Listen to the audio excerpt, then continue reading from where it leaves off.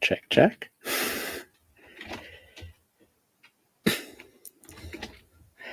I guess I'm hopefully live. We will see. Can you hear me? Can you see me? Let's find out.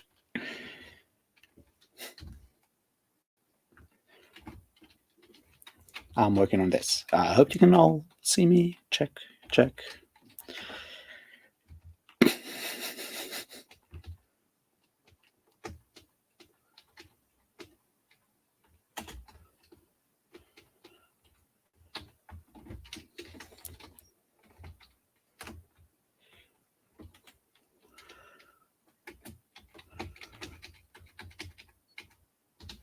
All right.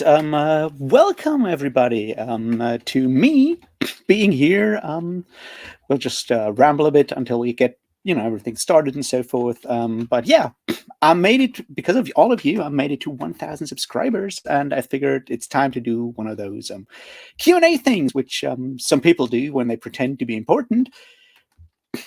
And I asked you for some questions, and I got a long list of questions, and we'll see where that goes. I've tried to group them, and then I gave up because I got bored. So we'll see how that goes. And yeah. Hello, Philip. Thank you very, very much. And hello, Paramita. Thank you very, very much. Glad I'm audible. Hey, Books with Genghis Khan. Wonderful. Thank you. Thank you. I'll try to keep up with the chat. This will be very interesting. This is the first time I'm doing this all on my own, and I'm obviously super nervous about this because it's kind of difficult to have all these voices in my head, like the screen reader and all the other voices, and figuring out which one the one is I'm supposed to listen to. Hello, Anna. Thank you very much.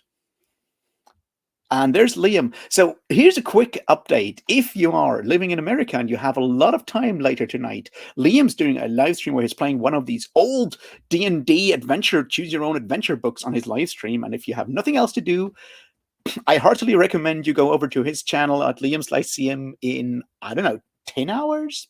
Probably something like 10 hours, and then you can all cheer him on while he tries to not die while turning pages in an old book from the 80s, which is really cool. And I wish I could do that, but in 10 hours, I'll either be very much asleep or feverishly trying to read and finish reading the Thousandfold Thought. Hey, biggest, thanks. Wow. Jeroen, wonderful.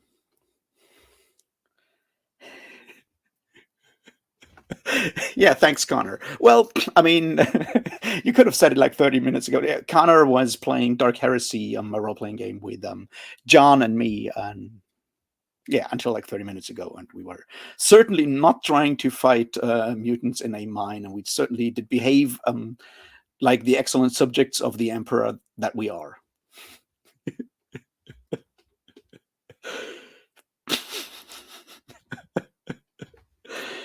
Yeah, walking with boats. I got myself a beer as well, so cheers.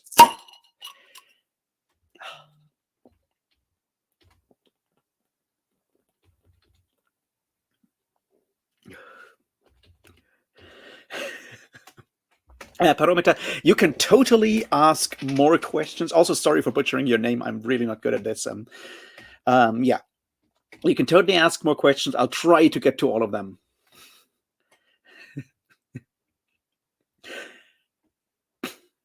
No, Philip, I haven't finished it yet. I started it yesterday when I was in the gym, and I was smart enough to actually go through the recap chapter. If I hadn't, I would be further along. I have something of 6 hours, so my plan is to get up early and then do the whole thing. I also need to send you the Zoom link by tomorrow. I haven't forgotten. I just been, procrastinating, reading books about Gimli, son of Groin, which was really funny. I've been reading a book about Tolkien, and there was a great typo because one of the dwarves was one time Gloin was spelled groin, and that, yeah, Hail the God Emperor. No, no, no, no, no. The Omnisire. Oh, so the Omnisire. I'm a tech priest.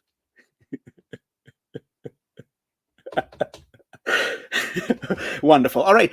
So, as I said, I've got a ton of questions and I sorted them sort of roughly like stuff about books, stuff about audiobooks, stuff about the unfortunate breakdown of society and personal stuff. And I'll try to make, go through stuff more or less blockwise in a way. And we'll add stuff and see how this goes. And we'll start with the book stuff, and there's a bunch of things. And let's start with this one. This one sounds good. Who are my auto-buy authors? The ones where I know that I'll definitely go and read them. Now that's a good question because technically all of the ones that I like, unfortunately, those are not necessarily publishing that much. So right now, like authors that do publish stuff at the moment, I would say Lavi Tidar, definitely, Cameron Hurley, definitely, N.K. Jameson, definitely, obviously. Stephen Erickson and Ian Esselmont. I have already pre-ordered The Forge of the High Mage, so that one is already on its way. Well, it'll be on its way in July. Technically, Dr. Philip Chase is one of those authors that I'll definitely know I'll get everything on release. So, but yeah, in general, like everything, I like. I usually go deeper into the catalog of an author whenever I like something. Thomas Pynchon, Cormac McCarthy, definitely. I don't know. It really depends. Matt Ruff at this point. I really enjoyed Lovecraft Country. And next month there will be The Destroyer of Worlds, which, with a title like that, I had to get it. So that's certainly something. There was something else that I recently pre-ordered and then I forgot. Oh yeah, right. There's finally an audiobook version of Foucault's Pendulum coming out in summer, and I obviously pre-ordered that. Now, those are obviously must-buy authors, even though they're dead, because sometimes stuff is still coming out at this point. But in general, most authors that I like, I usually just keep up with them whenever something new comes out, and I'll just keep going with that. So that's usually how I go, because I don't necessarily listen to recommendations by other people. So that's that. And there's another one that I really find good. Like, that's a question by Biggest Ballad. That were there any books that I dreaded reading or had trouble with, but at the beginning, but I was happy at the other end that I persevered. In the cynical way, I'd say Wheel of Time. And I'm definitely very much happy that I'm done with it, but I don't think that's what Biggest meant there. I'd say, yeah, they are. Definitely The Chronicles of Thomas Covenant, because I started them once before and I didn't actually get far. And they were hard to read, but I got a lot out of them at the end. And I'm very, very happy that I read them. But yeah, they were hard. That was definitely not an easy read, so to speak. And I think that's part of the those kind of books, and there are definitely more of those stuff where I'm worried that I'll have a hard time with. I remember the first Thomas Pynchon book that I read. I was kind of worried. I did obviously start with Against the Day, which is probably even longer than Gravity's Rainbow. So it's a I don't know, 1,200, 1,300 page book, and it's very, very convoluted. And that was like years and years and years ago, and my English wasn't that good at the time. I don't know if you've tried to read any of those Thomas Pynchon books, and they fuck with your mind if you're not used to reading English. I mean, they still do it if you're used to reading English, but yeah.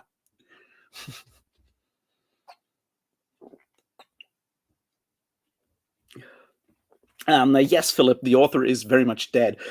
That's true. The question, however, is the reader also dead? That's something I've been puzzling about recently. Is like, can you also, if you talk about the death of the author, is there also such a thing as the death of the reader from like an author's perspective? Does that make sense, or is it just a nice play on words?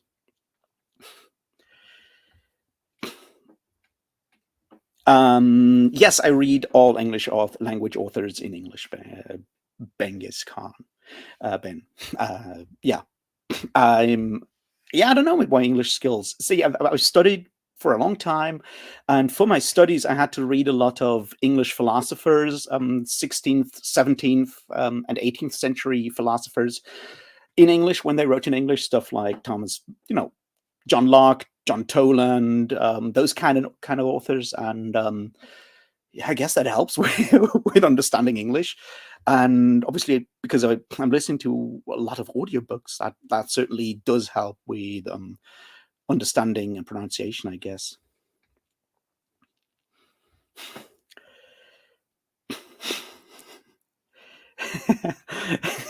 I like the T-shirt with the "I'm not procrastinating, I'm doing side quests." Well, my entire life is side quests at this point.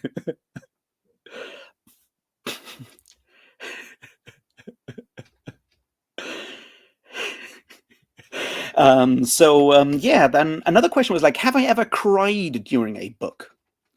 And the answer is yes, often. I cry when I'm reading books.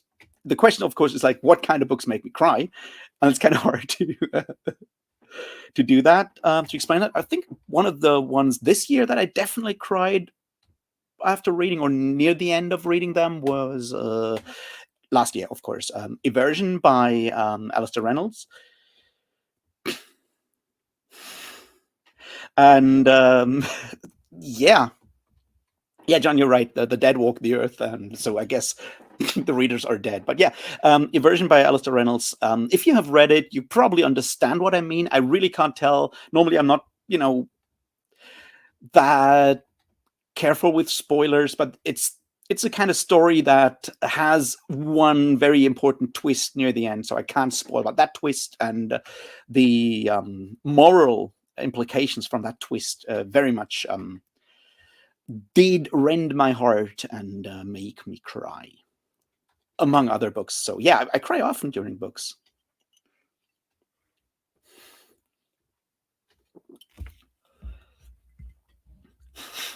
Death of the reader depends on how stupid the author is. Yeah, probably. There's some really stubborn authors out there, right?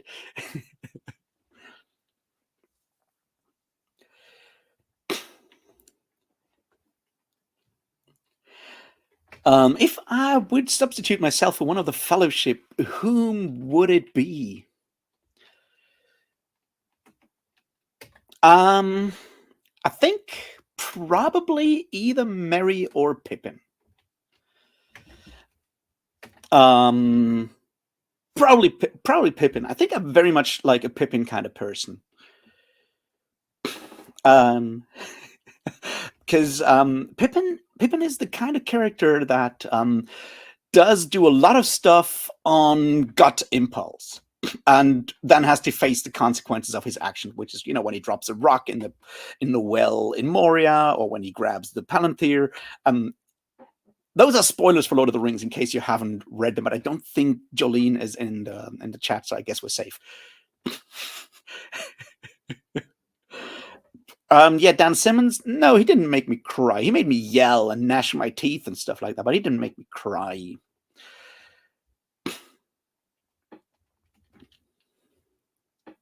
I did. I think I cried near the end of what's it called? Brief History of Seven Killings. Near the absolute end, when the I keep forgetting her name because she changes her name. One of the female characters finally that the fear lifts off her shoulders when Josie Wales is dead, and she actually calls her sister for the first time in like 30 years or something. That did certainly make me cry. But yeah, Pippin is sort of my character, I guess, because I do dumb things and then I have to go through with the consequence of that. And I think it's an important character. It gets often silly hopping or whatever, but I think that intuition that Pippin has is actually valuable for the whole thing. I'm slimly son of loin. Yeah, well, I'm not that slim. um, Mr. Basement, that's a good question. Books that I have agreed with, this that I enjoy, despite not agreeing with the authors or the books. Well, Tolkien for one, I guess. There's a lot of stuff. The more often I reread Tolkien, the more I disagree with a lot of the stuff that he does. But I still really, really enjoy the books. For example, there's certainly, if you go into like the more classic fantasy and sci-fi stuff, Robert E. Howard. I love the Conan stories, and I'm certainly very far away from the political views of Robert Irvin Howard in a lot of ways. Classic sci-fi, I guess. I don't know if I'd say I really loved a lot of Heinlein's books, but I do certainly enjoy Robert A. Heinlein books, even though I'm very much not on his political, I guess, wavelength. I have very fond memories of reading Ringworld by Larry Niven, but I'm not sure if I would still agree or still enjoy Ringworld. It's just been too long since I read them. But yeah, those are just some of them. And then there's, of course, a lot of authors where I'm like, I have no idea what their political views or worldviews are. But Tolkien's probably the biggest one where I'm like, yeah, that. The more I think about his view of like how the world works and stuff, the more I realize that I'm very much not.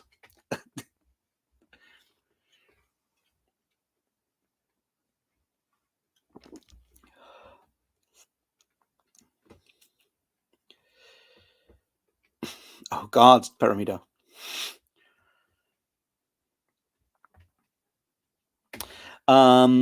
I would say with those questions, Le Guin over Tolkien when it comes to personal taste. Pynchon over McCarthy.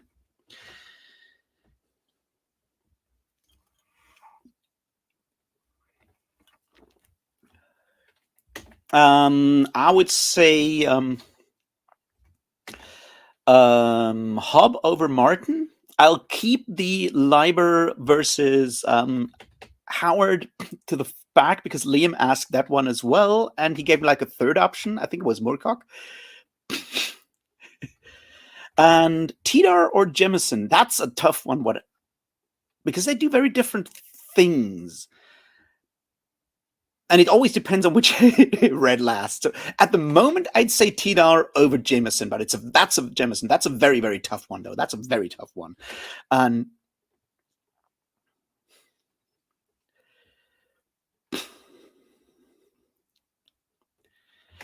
yeah, Pippin writes down the story of the ring, and Merry does the herb lore stuff, which is so funny because I just realized it this time around. I'm currently rereading it. It's like the whole like when you read the introduction to Lord of the Rings with the Shire, the O-ring of the Shire, the herb lore, and everything, and that whole like it was Tobald Hornblower who first cultivated the true pipeweed. That's exactly, and that's an excerpt from Meriadoc Brandybuck's herb lore. And that's exactly how he starts explaining the pipeweed to Theoden when Theoden rides up to the gates of Isengard. And I just love that way that Tolkien is sometimes referencing himself in these kind of joking ways, and I just love that. That's just ridiculously good.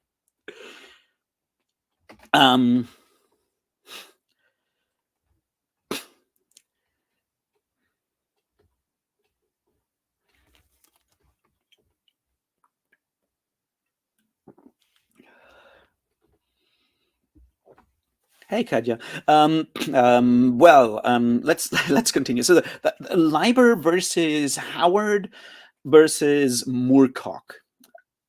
I think so. That's kind of hard to explain, but I think I'd go with Howard. I disagree with everything that Howard does or believes in, but Howard's stories, the Conan stories, when he's really going into the the late Conan stories, like Beyond the Black River and stuff like that. There's a sincerity in Robert E. Howard's writing, where you can just feel that man writing for his life in a way that you can't with Leiber, except maybe in Our Lady of Darkness and some of the stuff where he deals with his own alcoholism. But there's a sincerity in Howard's writing that really really rings like, with me in a way that I can't fully explain, but I very much appreciate sincerity, or yeah, if a text feels heartfelt in a way, and Howard does have that in a way that Moorcock doesn't necessarily, and that also Leiber does not necessarily have, but Howard does have that, and I really appreciate that.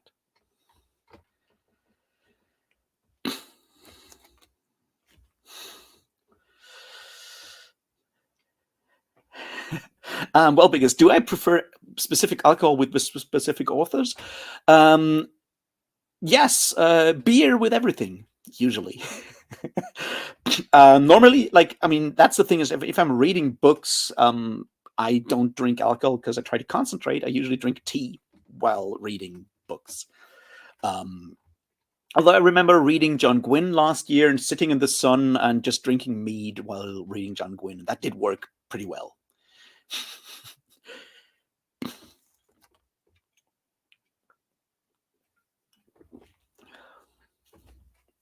Yeah, you have to read Paramita, but be aware it's tough going and not a happy author. So let's look in the other list of questions that I had.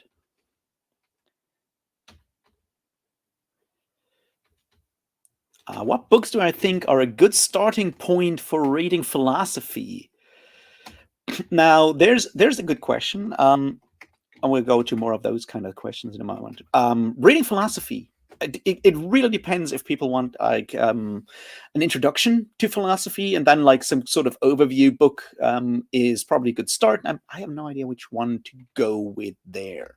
But if you just want to try an actual philosopher, sort of a classic, but still something that's eminently readable, I'd say David Hume, Inquiry. Is it Inquiry in Human Understanding? I always confuse the essay and the inquiry. He's done both. The shorter one, which I think is the Inquiry in Human Understanding, and the other one is the Essay Concerning Human Mind. One of those. The shorter one, the Inquiry, is the one that I mean, and that one is, I would say, when it comes to classic philosophy, 18th century philosophy, it's extremely easy. It's very well accessibly written. It tackles some amazingly important questions of metaphysics, epistemology, questions of what can we know, what can't we know, those kind of things in a very readable, accessible way. I guess Descartes' Etude, Descartes' Meditations are another option. Those are classics that I would say are good starting points if you just want to read classic philosophy and then move forwards or backwards, because those are just, especially the Hume, is just incredibly easy to access, and you don't need to know anything prior. He does make some few references to other authors, but you can just ignore those and just go ahead and read those chapters. It ends up with book burning, and does make some really interesting jokes about religion. It's a good book. I would say it's probably, when we're talking about classic philosophy, it's the number one book to read. And then just make your way upwards or downwards and see where that is going.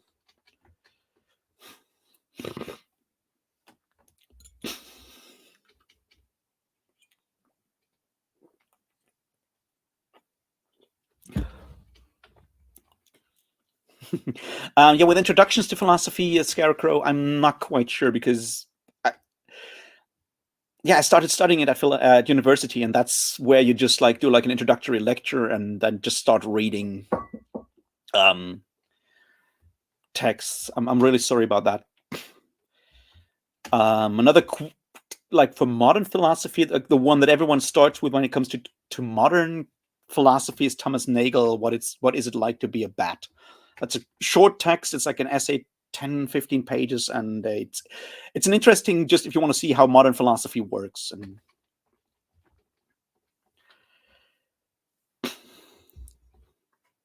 so there's that. If we're there at Scarecrow, the beard, I've been growing this beard for, that's a good question, 4 years, 4 and a bit years, something like that. I mean, that's when I stopped shaving. Before that, I just had, some sort of hair in the face. The problem is if I shave off the beard completely, I look very, very young. Like really young and very androgynous. You just basically have to hand me a very oversized sword and I can be some sort of manga character if I shave off the beard.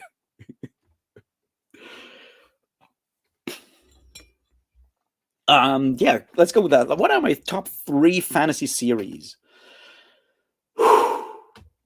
Discworld, Black Company, and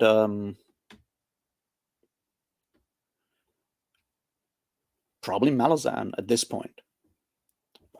If we're counting Discworld as a series, then definitely Discworld, Black Company, and Malazan or Tolkien. One of those two. I'm undecided on those because I'm really not good at making lists and stuff, which is why I never do those.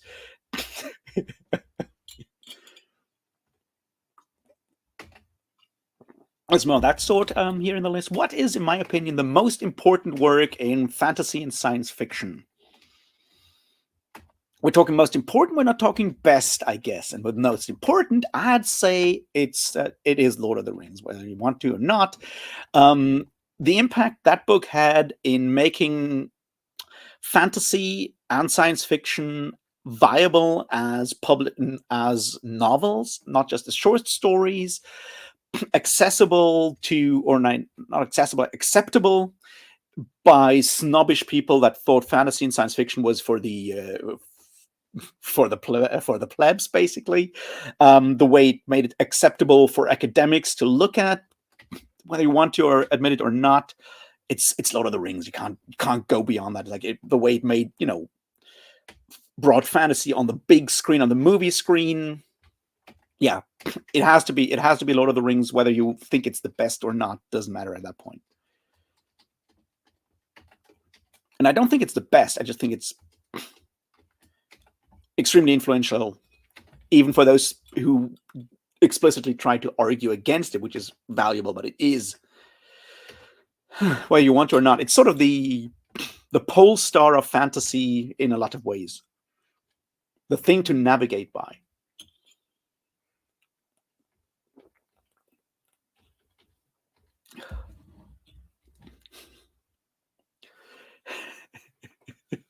Yeah, I can see the looking like a wizard does have its advantages. I agree with that. It also allows you to arrive precisely when you want to, and that's very helpful if you have the the approaches to timing that I do.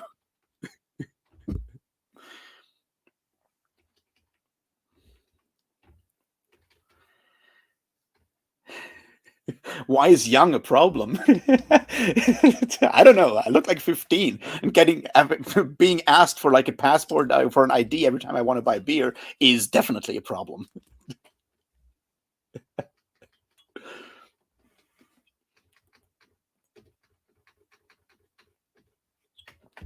All right.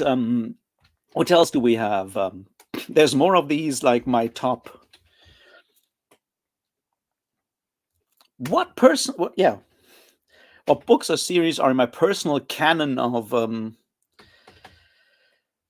favorite fictions? So we're expanding it beyond fantasy and science fiction. But yeah, the ones that I just said, definitely Discworld, definitely Black Company, Malazan, The Culture by Ian M. Banks, definitely in fantasy, in science fiction. It's an absolute must read.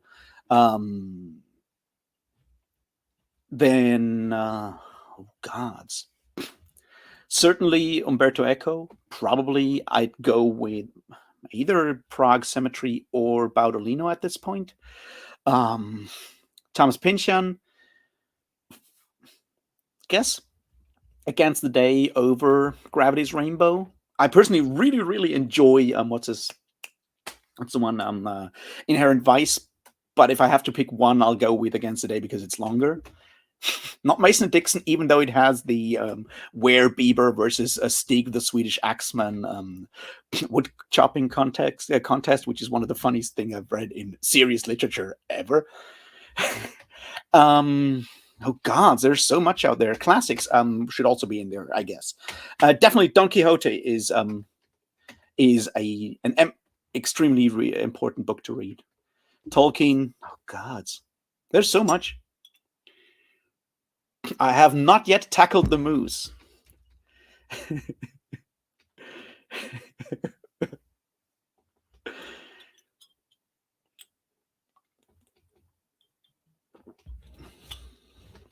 All right, let's tackle the moose. So it's yes, there is a moose behind me. It's a moose and not a deer. It was a birthday gift by my sister from my sister, and as far as I know, it comes from the St. John's Market in Mainz. Mainz is a city in Germany, famous for having a massacre of Jews during the First Crusade, being a Roman citadel, and all kinds of other stuff. And at Midsummer, which is St. John's festival around here, if you're a Christian, they have this market for artisans and artists where they sell all kinds of stuff. And apparently, my sister saw the moose because I do like mooses for all kinds of reasons, not only because they apparently cause a lot of traffic accidents. And she saw that and she got it for me, and it was a birthday gift because my birthday is shortly after Midsummer, so it kind of worked out. And the monkey that's riding on the moose is the oldest plush like stuffed animal that I have. Was given to me by my godfather for my first birthday, which I absolutely have no memories of whatsoever. And yeah, it certainly did make a big impression on me because I have this weird impulse to collect plush monkeys that is has never left me. Right, there used to be a thing, one of the supermarkets where I used to go when I lived in a different place a couple of years ago, and for some time they had like these really smaller plush animals, a lot of them, bears, monkeys, or whatever, in like this huge box next to the checkout counter.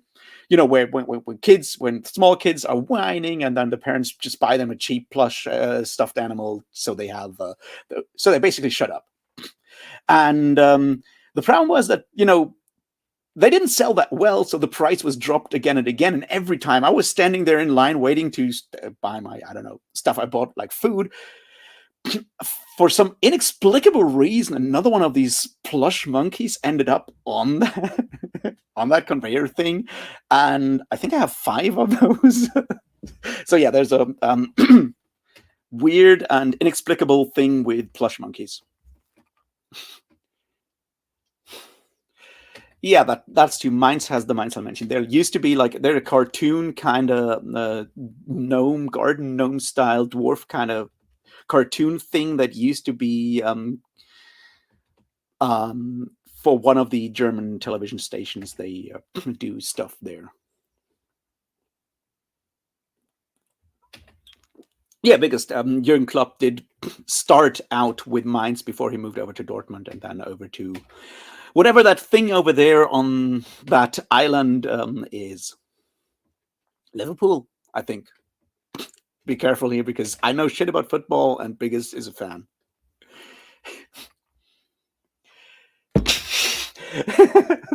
It's a moose. It's not the Loch Ness monster with. It does have well, they fall off, but it does have like the thing here. Also, it has, yeah, the monkey behind it, and it's a marionette. So technically, I could do weird marionette stuff with the moose, but I can't because I'm really bad at playing with marionettes. But it's like a proper with like the wooden cross piece up there. So technically, I could do weird marionette stuff with the moose. Yeah, moose accidents can be nasty.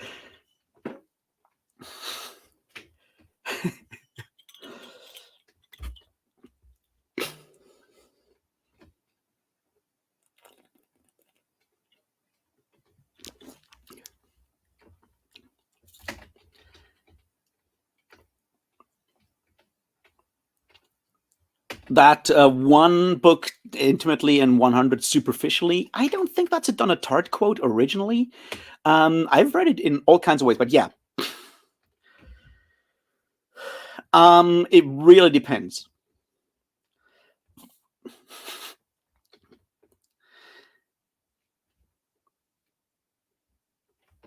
And I would say I think it's a personal thing. It's a personal thing. I personally think it's better to read broadly and know more. But I'm like I've got ADHD. I'm very much going on side quests when it comes to reading all the time. I get distracted easily.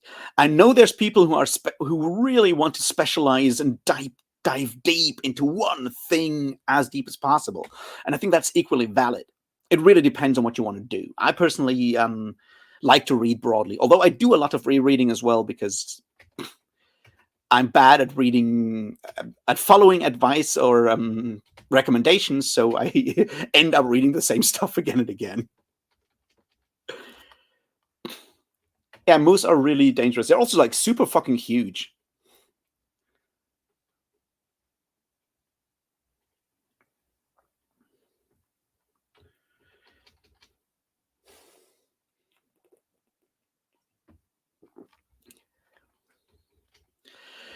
My thoughts on the rapid rise of fascism in the West. Um, that's a tough one. Now, personally, I really am not in favor of the rise of fascism. So the question is like, look, it sucks. The question is like, what can we do about it? And that's a tougher one in a lot of ways. And I think that's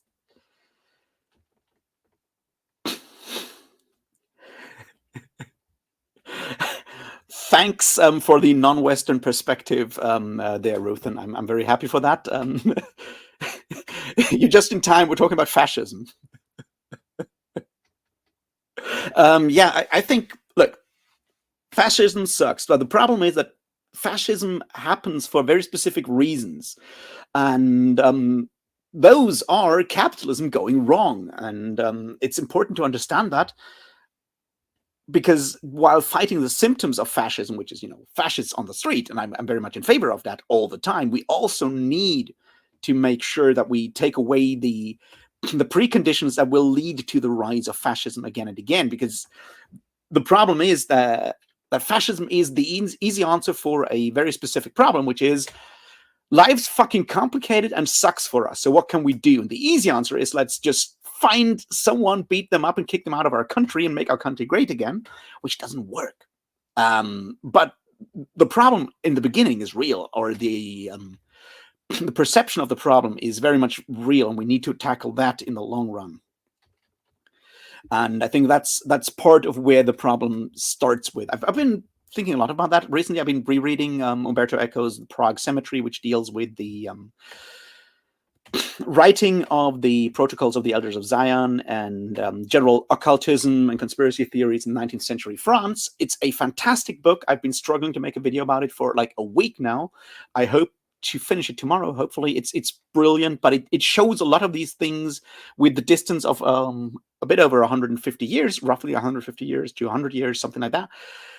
And yeah, it gives a hint or like some glimpse at like why these things happen again and again, and it's usually desperation, a few very confused individuals, sad and confused individuals, and some people that are cynically manipulating those for their own gain, and then you have this very dangerous cocktail, and it can go horribly wrong.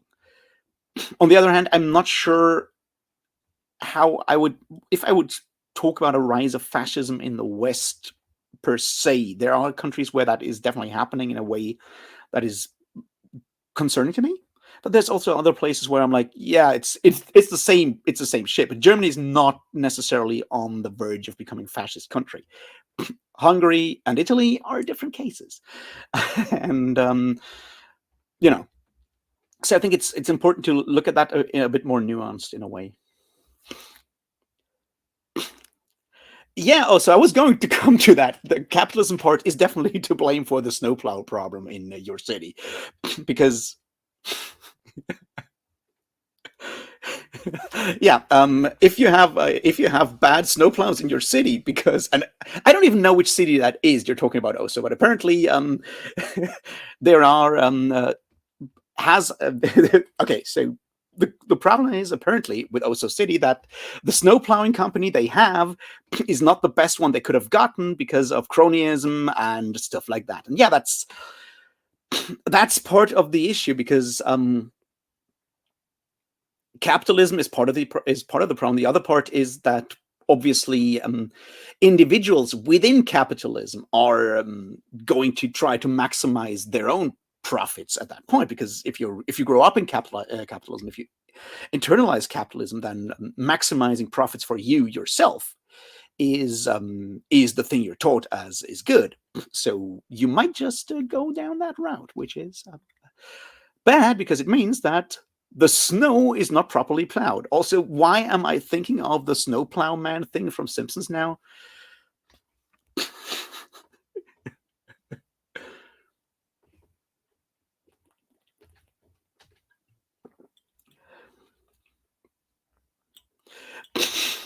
Hey, Paramita, you're not alone, because Ruthan is still living in India at the moment, or are you representing just Sri Lanka at this point?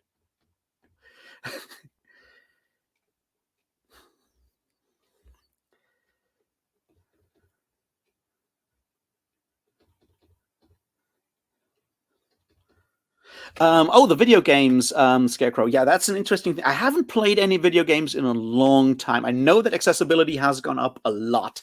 Just I haven't played any in a long time. The last video games I played, because I could still see at that time, or see enough to play, were Warcraft 3 and Morrowind. That's the last stuff I played, which tells you how old I am. Now I couldn't shave off the beard, and you could still tell how old I am. Yeah, that was definitely Warcraft 3. I finished the human campaign, and then I played part of the undead campaign in Warcraft 3. And there's this one mission where there's like where the orcs are attacking with actual dragons, and I never managed to beat that, and because it's not like I could actually see a lot at that point, but I was. That's sort of where my disability and the rising difficulty level of the game hit like standstill, and that's where I ended my gaming with Warcraft 3. So don't spoil it for me.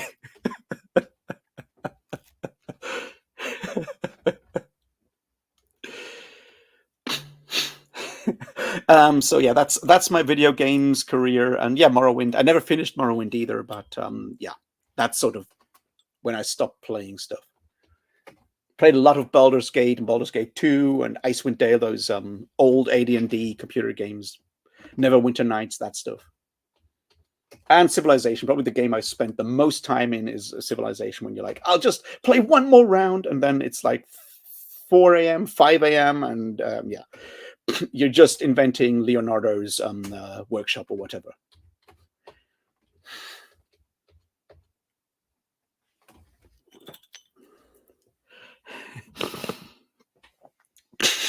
Now, who's the capitalist there, Paramita, just setting everyone to work and letting them perish?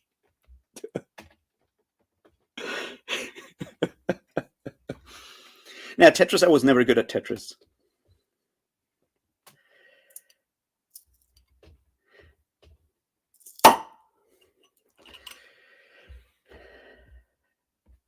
Yeah, I've heard about God of War, but yeah, I also don't have like any gaming console that could actually play that. And that's a heavy upfront investment at this point.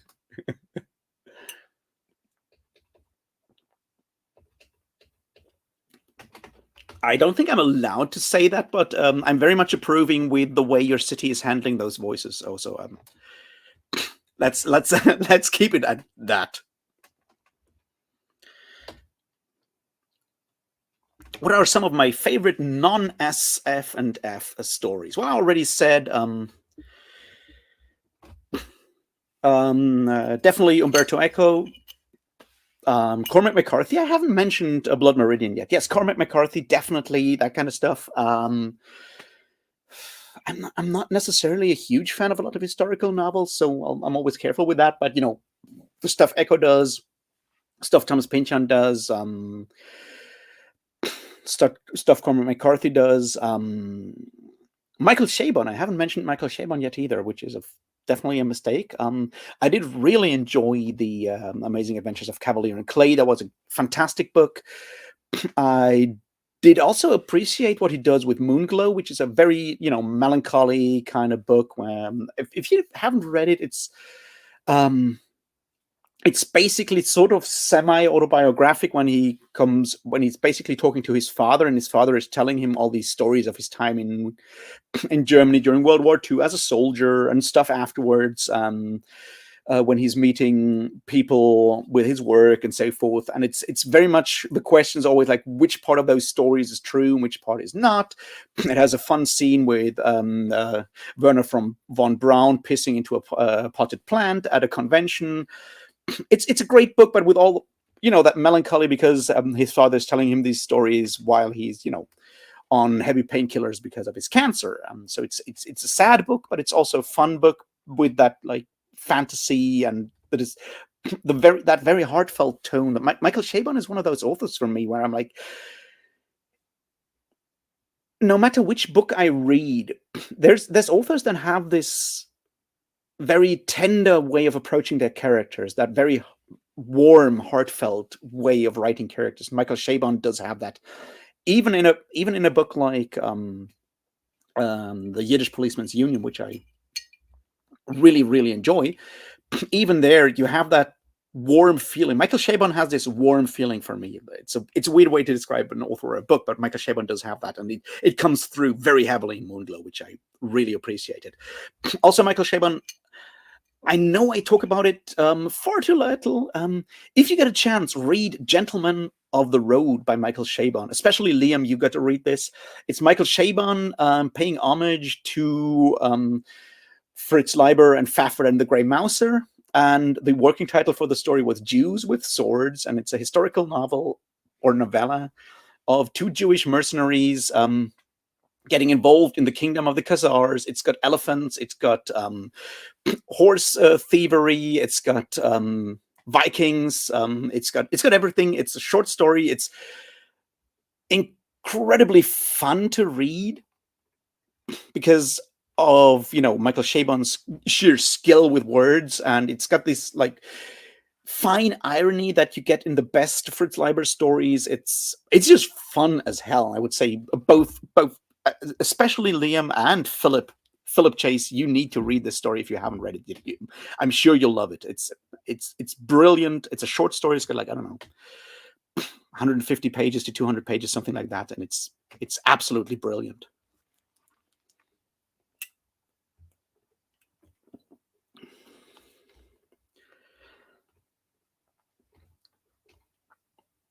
Which are the most influential and thought-provoking books I've read? As broad as I want. Now that's that's a tall order there. That's a question from Niffelbrog, as far as I can tell, or remember. And yeah, a lot of the stuff that I've already mentioned is part of that. If we're talking about nonfiction stuff, definitely The Dawn of Everything by David Graeber and David Wengrow that I read last year. That's a brilliant book in a lot of ways. I would say The Golden Bough by James Fraser is definitely part of that. If we're talking nonfiction, if we're talking fiction, Moby Dick. I know a lot of people who have to read it in school really hate the book.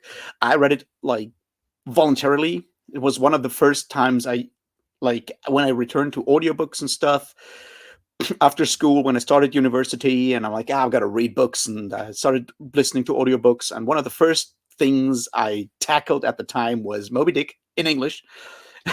And that was tough, but I think it did something for me in a way that was important, has stayed with me for a long time, up to now, really, because it's a classic. It's one of those literary fiction things doing all these like fancy techniques and shit. And up to that point, I had obviously read classics in school, which I hated because it was school, and I'd read fantasy stuff for my own enjoyment, some Conan, some Lord of the Rings, stuff like that, a lot of R.A. Salvatore, and in a way,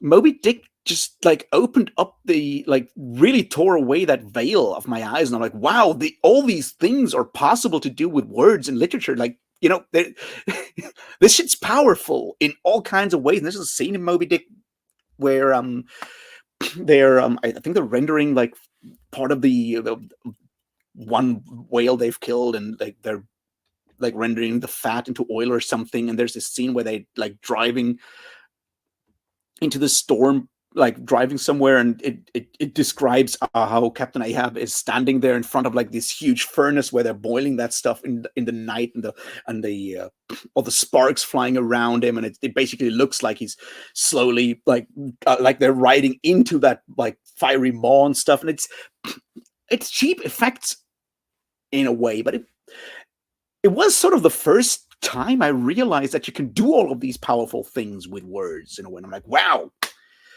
And that has stayed with me. And I think we all have that those moments where we realize that books can be more than just telling a story, that they can make us think or touch emotions or touch things in us that are more than just, at least I hope we all have that, because I think it's the strength of literature in a way, right? It's more than just, being with those characters and hoping for them or stuff like that. It's more when it clicks and suddenly you're in that situation, and all these thoughts about like hell and damnation or the lack thereof if you don't believe in it and stuff like that. All of that shit opens up. That was just really, really powerful. So one of the things I'll always keep in mind with that, definitely Moby Dick.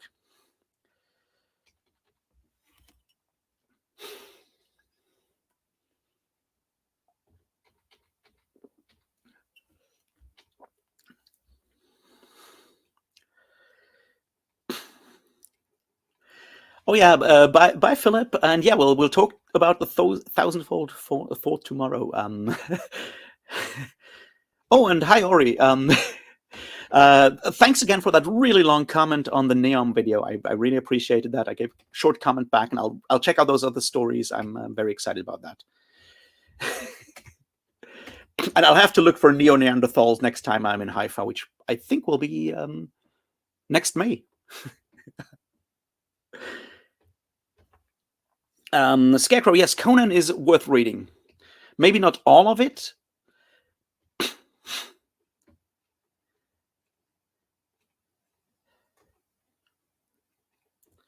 Paromita, yeah, Michael Chabon has done a lot of interesting forwards for stuff. I've seen the one for the Elric thing.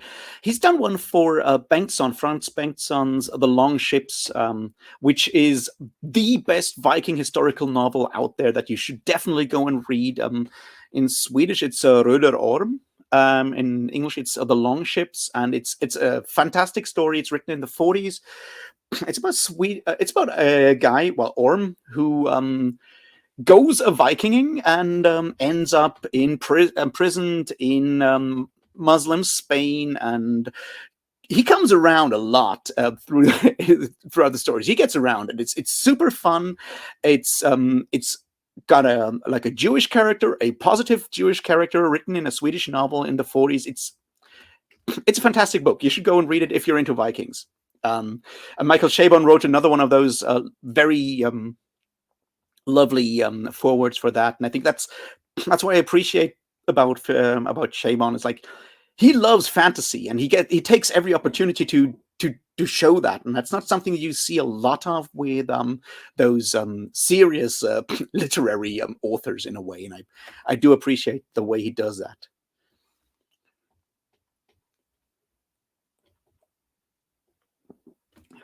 Hey, Varsha.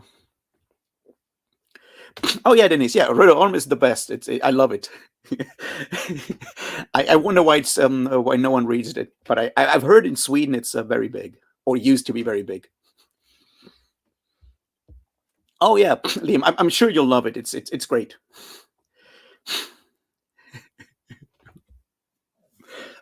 Oh yeah, so you've read it, Ruben. That's great. So yeah, I think that's the point where we talk about the literary fantasy, which is a question that Paromita gave me earlier. And the question is like, is there such a thing as literary fantasy or literary science fiction? And if so, what is it? And yeah, that's a good question. See, I don't think that the genre literary fiction does do anyone any good. But there's of course like differences in fantasy and science fiction, right?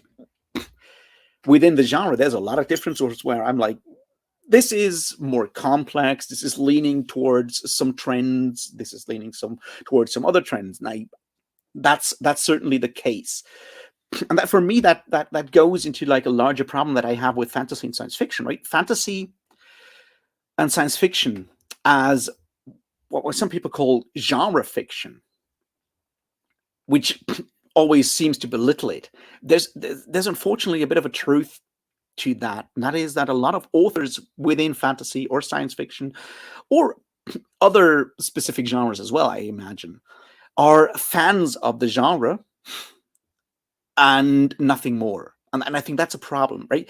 It's like when you read some of these authors, you can tell that all their influences are other fantasy authors, probably their friends and contemporaries, not even classic fantasy, older fantasy novels in a way. And you can see that, and they never move out of that. And then you have authors within the field of fantasy and science fiction where you can tell that they've looked around a bit, they've read around a bit, they know stuff, and they bring to the table when they write fantasy and science fiction, they bring to the table techniques that have been around in other places. When you look at the history of fantasy and science fiction, you can see how they're usually, especially fantasy, usually like 20, 30 years behind what's currently happening in what people might call literary fiction, in a way, because it takes a while for those techniques to percolate down. And I think that's a bit of a sad thing in a way. And I can see how the idea of literary fiction comes to that. But I personally appreciate it when authors try to do something with the genre instead of within the genre, which is my issue with say Brandon Sanderson. Brandon Sanderson, despite I mean, he's popular, and I'm not going to trash him now. I'll leave that for another day. Brandon Sanderson stays very safely within the borders of fantasy. He does not push boundaries. He does not try to do anything but tell a satisfactory fantasy story or science fiction story, I guess, with Skyward or whatever that is, right? And that's fine. But that's not what interests me, because I feel literature for me and fantasy is part of literature for me, right?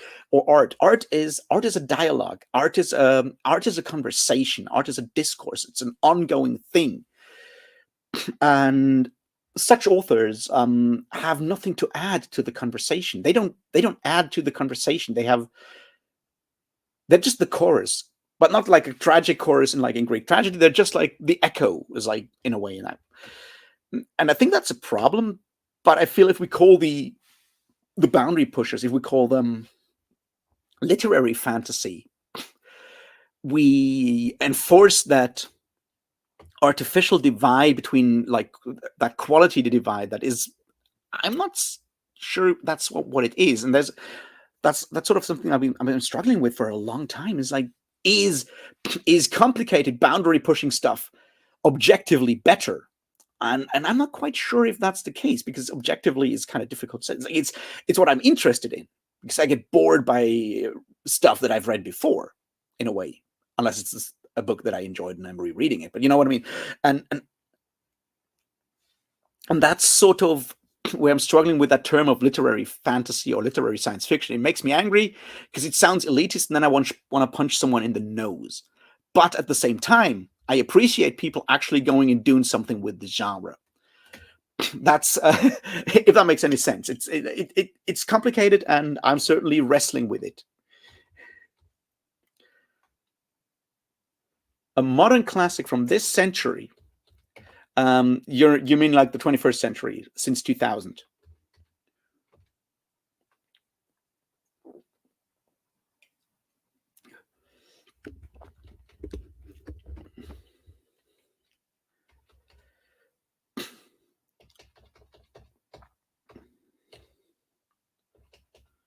Modern classic from the 21st century.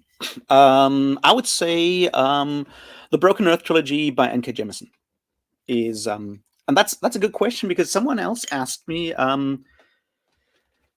Wait a second. I need to go through my list.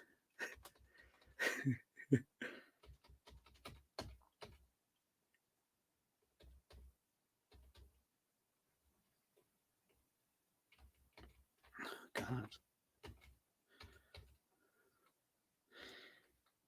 Yeah, who do you think is or are the most interesting authors are working in fantasy right now? That's kind of combined with the modern classic because classics for me are books that stay relevant, and usually that's books that change or are relevant in their time but have something timeless to them.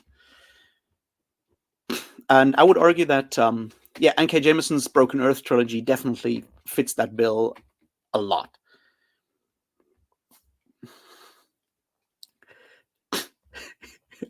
Yeah, also I could totally do that.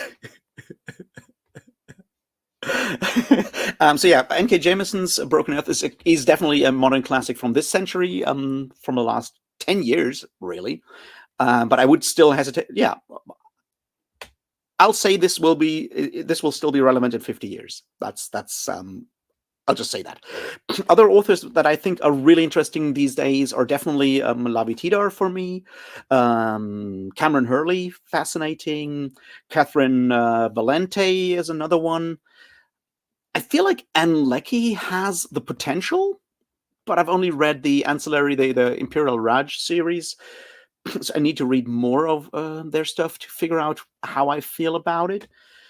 I think those are the most interesting authors for me right now in that area because they're pushing boundaries. They're trying to do new and interesting and fascinating stuff with the genre, moving it into all kinds of directions. Susanna Clark also has the potential. I mean, I've read two books, and so I need to figure out where she's going next. But Susanna Clark does have the potential to also do a lot of interesting things. So those are interest authors. I'm watching with interest. There's other authors where I'm like, I'm always happy to read more of them. Those like buy, pre-order authors. Alistair Reynolds is one that I always buy and always read because I love Alistair Reynolds. For all kinds of reasons, I appreciate Alistair Reynolds a lot. But I don't think that at the end of the day, Alistair Reynolds will be the author that moves the genre into new dimensions.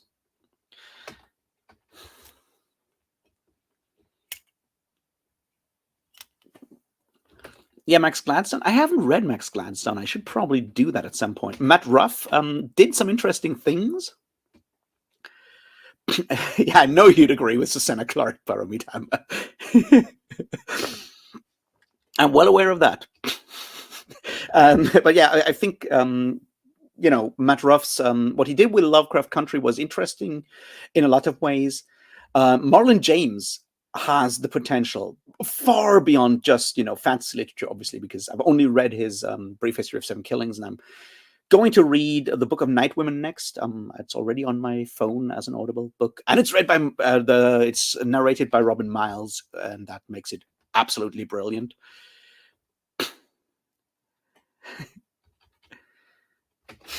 Yeah, I'm waiting for you to move the genre, Liam. I M. John Harrison. Yeah, I haven't read. I want to read Viriconium. I haven't read it yet, but I'm aware that yeah, that's one of those authors. Although I'm not sure if M. John Harrison is still relevant. It's more like the generation before. Stuff like Bruce Sterling, William Gibson. Those people moved pushed the genre in the '80s, and M. John Harrison kind of fits more in that region, I think.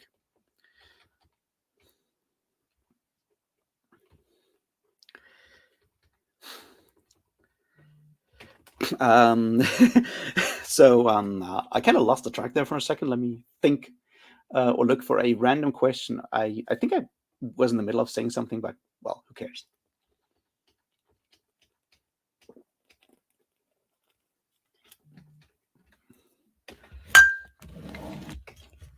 Yeah, right. That's a good idea. So I just talked about Book of Night Women, which is read by Robin Miles, and that's a good segue into the audiobook question because I got a bunch of audiobook questions. I think it's one of the things I feel I should talk about. Oh, if Harrison has written something on Brexit, I'm certainly going to read that. I wanted to read "Pounded by the Pound" by Chuck Tingles, and ended up reading Chuck Steiner Tinglers instead. But I'll certainly read John Harrison then.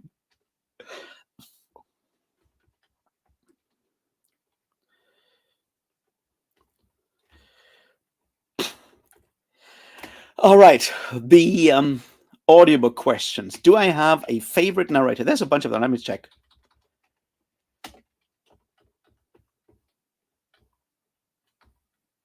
All right. There was like, do you speed up audiobooks when listening to them? What are my favorite audiobook narrators? And then, would I listen to Realm of the Elderlings if there was a less heinous audiobook? So let's go through those. I speed up audiobooks from time to time. It really depends on the narration. Older audiobooks are narrated very, very slowly. And in that case, I definitely speed them up. It's been a long process. I think like when people talk about like they're listening on 3 times speed or whatever, that's possible, but it's very difficult and it's a slow process. I started, speeding them up to 1.25 speed and then on to 1.5 speed, and now I'm at like 2 times speed for a lot of the narrators I'm currently listening to. But there's others where I'm like, I can't do that. Like, what's his name? Toby Longworth. He's narrating some of the what's his name, Peter F. Hamilton. There's another one of those conservative libertarian authors whose books I like, even though I disagree with them in a lot of ways. Except for the Greg Mandel trilogy, the world building is absolute shit in that one. The story is still good, but the world building is shite. Anyway, point is, Toby Longworth reads. His base speed is already fairly fast, and he has a very specific British accent, and it's I can't read that too fast, so I don't speed up necessarily. It varies. It depends on the narrator. Now, do I have favorite narrators? I don't know. I think. And this is where the whole thing becomes difficult. So I've obviously I've listened to really, really terrible recordings, especially like older recordings from the 70s, 80s, where like the quality is really bad or fairly amateurish. And there's still stuff on Audible that has terrible quality in these kinds of ways. But since it's more or less the only way for me to access those books, except having my text to speech screen reader read them to me, I don't mind. My level of tolerance for audiobook narrators is extremely high. It's very, very high.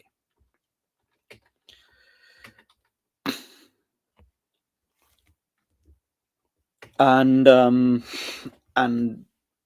so do I have favorites? I think Robin Miles has been doing a fantastic job with the books that she's has been narrating for N.K. Jameson, and obviously now for Marlon James.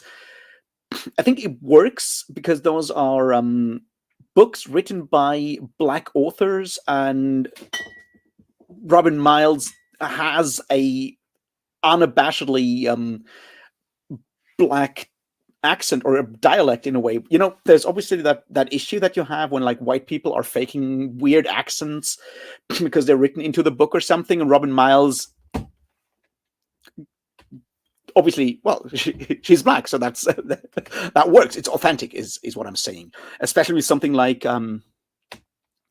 Brief History of Seven Killings, where you have stuff written in Jamaican patois. It would be really weird if you have like white people trying to imitate that accent, offensive almost in a way.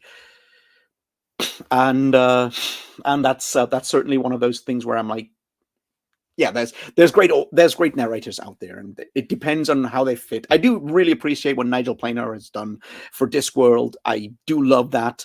I have a very warm spot in my heart what Rob Inglis did for Lord of the Rings back in the day, because I I've listened to those so many times, like, I don't know, 15, 20 times. That's Rob Inglis is the voice of Lord of the Rings to me. That's the voice I have in my head, the way he tells or reads or narrates the stories, the way he awkwardly sings the songs. That's in there, but that's a personal taste for me. And I think narrators are a very, very personal thing, because the way we react to voices is so instinctive in a lot of ways. You have favorite singers, and you have sometimes you hear people's voices and they just like make the hairs on your neck stand up and just grind your gears in a way you can't really explain that. And I think that's a lot of the stuff that happens with audiobook narrators in a way, because yeah, voices are much more personal than just print on a page.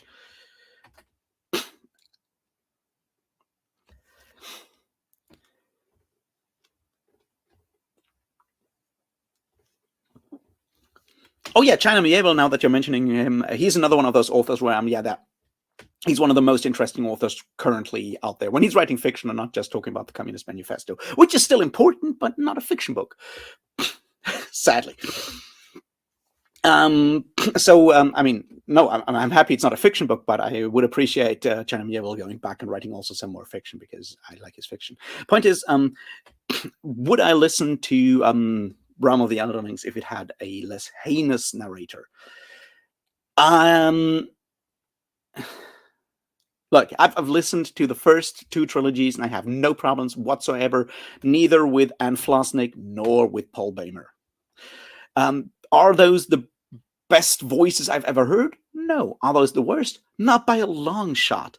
And I sometimes feel bad for I mean, I do feel very bad for the way, especially Realm of the Elderlings narrators and audiobooks are treated by people, because see, that's interesting. We have this conversation going on. It's like, is listening to audiobooks like reading? And everyone is like, no, yes, it is, or no, it's not. And see, if you're complaining about the narration, you're judging it as a performance. You're judging these people as performers.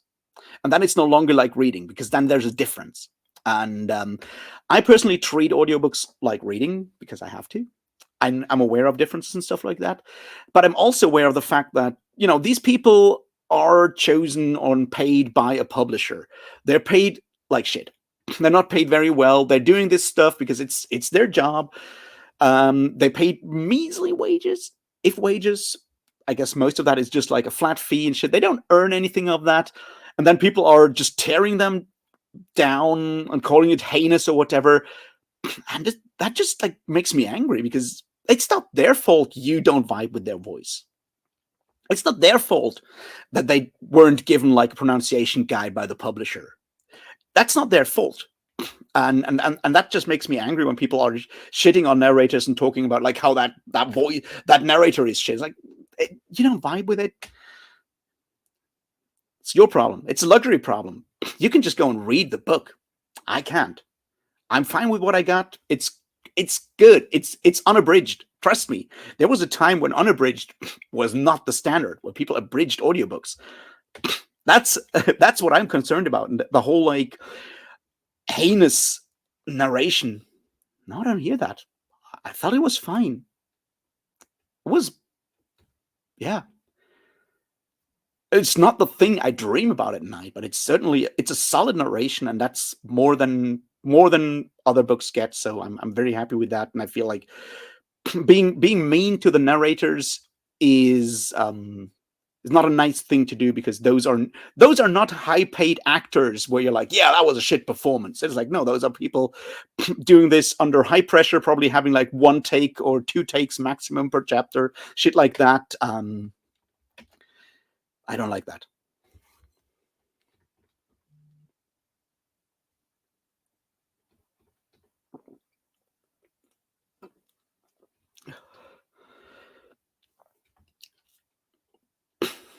Yeah, Basha. Robin Miles' performance in The City We Became and The World We Make is brilliant, because it adds that level of performance to it, and the way I don't know, the way she brings the sass that N.K. Jemisin has in her writing, in her dialogue.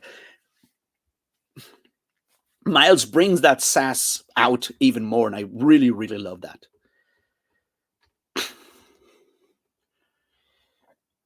I have not tried any of the new Discworld audiobooks. I paid hard Audible credits for all of the old ones. I am not going to re-buy them anytime soon, I think.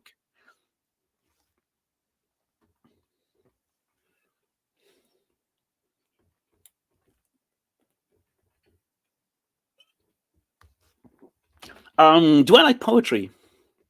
That's a good question. I'm not that much into poetry. The the best poem I can remember right now is "Isn't it funny how a bear likes honey? Buzz, buzz, buzz. I wonder why he does." Which is from Winnie the Pooh, which is objectively the best novel ever. And it's yeah. No, I'm not that much into poetry. I've read some, of course. I've read, technically stuff like the Odyssey and the Iliad is poetry, but I would not count that contemporary poetry. I wish I knew more about poetry. I would understand it more, but I don't, and that's that. All right, let's look at some of these other questions over there in my document of weird questions. Also, sorry for being a bit more agitated about the audiobook stuff. It just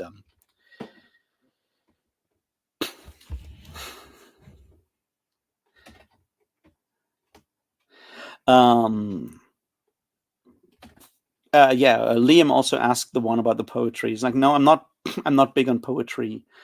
Also, like, do I have a favorite holiday? Is something that I was asked. Like, I don't know.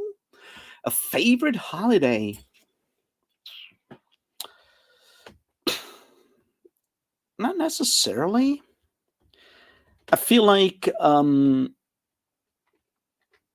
I do really appreciate, and it's no longer necessarily a holiday in Germany because it's not like an official like holiday day off holiday, but I do always appreciate the the old like Erntedank. Thanksgiving doesn't cover it because Thanksgiving has been imperialized by Americans, but like the idea of just like thanking for the harvest, those harvest feasts, that's something that I really appreciate. That like that moment when you sort of end the year in like a more agricultural way. It's like you thank whoever you make think is responsible. You just like collect all the things that you've grown over the year. You collect all of that stuff. You make your sacrifices for the year. You sort of accept the fact that like death and decay are part of the year, because that's the important part for me with this like call it Thanksgiving, like that harvest feast kind of things. Like you thank for the life that you've gathered over the year, and you mentally prepare for the darker half of the year. It's tied in with stuff like Halloween and shit like. But it's a weird combination because stuff like Halloween and Thanksgiving and stuff like that have been so commercialized in a way. But that more pagan aspect of it, that's something that I do appreciate. Oh, and Midsummer, the pagan aspect of like jumping through a fire and making a wish for the next year. That kind of stuff is something I like. Besides German and English, do I know any other languages? Well, technically, I know Latin, and even more technically, I'm supposed to also know French, but I'm not very good at those. Do I have a favorite medieval story? Now, that's an interesting one. And have I read the Nibelungenlied? Yes, Liam, I've read the Nibelungenlied, but not the Middle German version. My Middle German is not very good. I've read various versions of the Nibelungenlied. Now, I'm not sure how many of you know what the Nibelungenlied is. It's the Volsung saga. It's the thing about Siegfried and the dragon that then was turned into 4 very, very long operas by Richard Wagner, and that stuff. Killing dragons, having rings that make you invisible. You may have heard about it. No hobbits, though. But at the end of depending on which version you read, at the end of it all, a castle gets burned down and everyone dies, which pretty cool.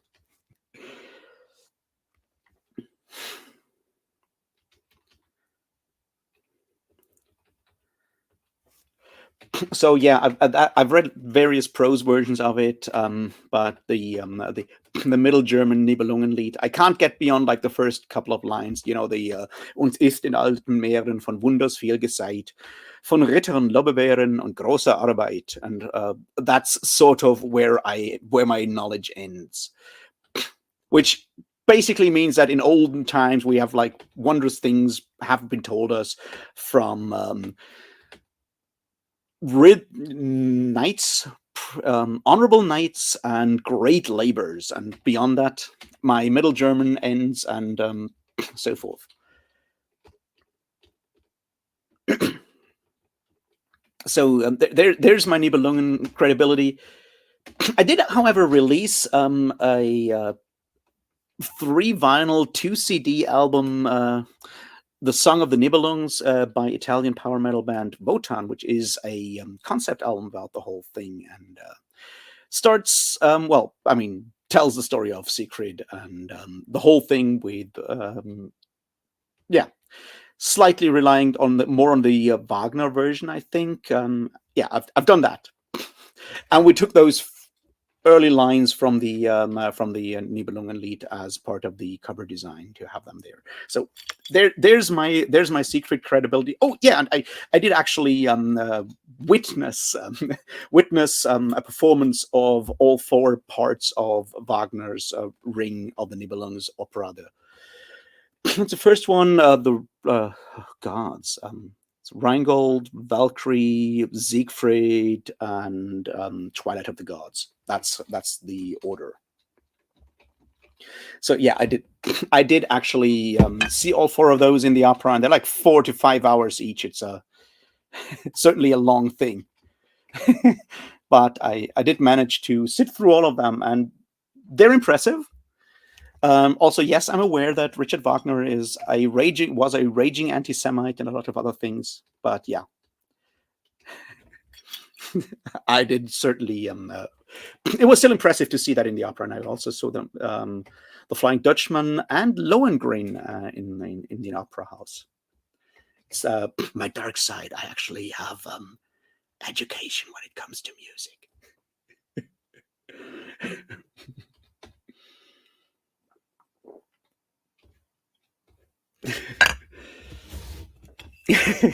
Yeah, my German is also very much the bad and the middle and old. That's very much where I'm at. Let me check. What else have I here that I haven't touched upon yet? How did I get introduced to Jack Vance? Now that's a good question. I wish I knew. I think I got introduced to Jack Vance through either through role-playing games or just, the whole, like, I was already reading Fritz Leiber and Robert E. Howard, and I was like, oh, Jack Vance seems the next logical step, because I couldn't get Clark Ashton Smith at the time, because Clark Ashton Smith is notoriously badly published. So yeah, that's how I ended up with Jack Vance. Or it might have been through Pelgrane Press, which is a publisher for role-playing games, and they did a Dying Earth role-playing game, which is really funny, because it's a tabletop role-playing game, and part of the mechanics is having these like very important like comeback tagline kind of one-liners that you can use, and you get bonus points if you drop one of those on your on your conversational enemies. Because if you've read any of the Dying Earth stuff by Jack Vance, having really terrible conversational one-liners that end the conversation to get one over your opponent is very much part of the story. And I think so. I don't know if I read them first and then heard about them doing the role-playing game, or the other way around, but that's roughly how I ended up with Jack Vance, I think. But me and memory is not necessarily the best thing.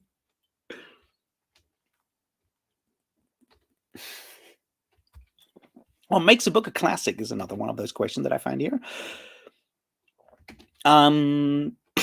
I think if people talk about your book 50 years after it's been published, it's a classic. That's that.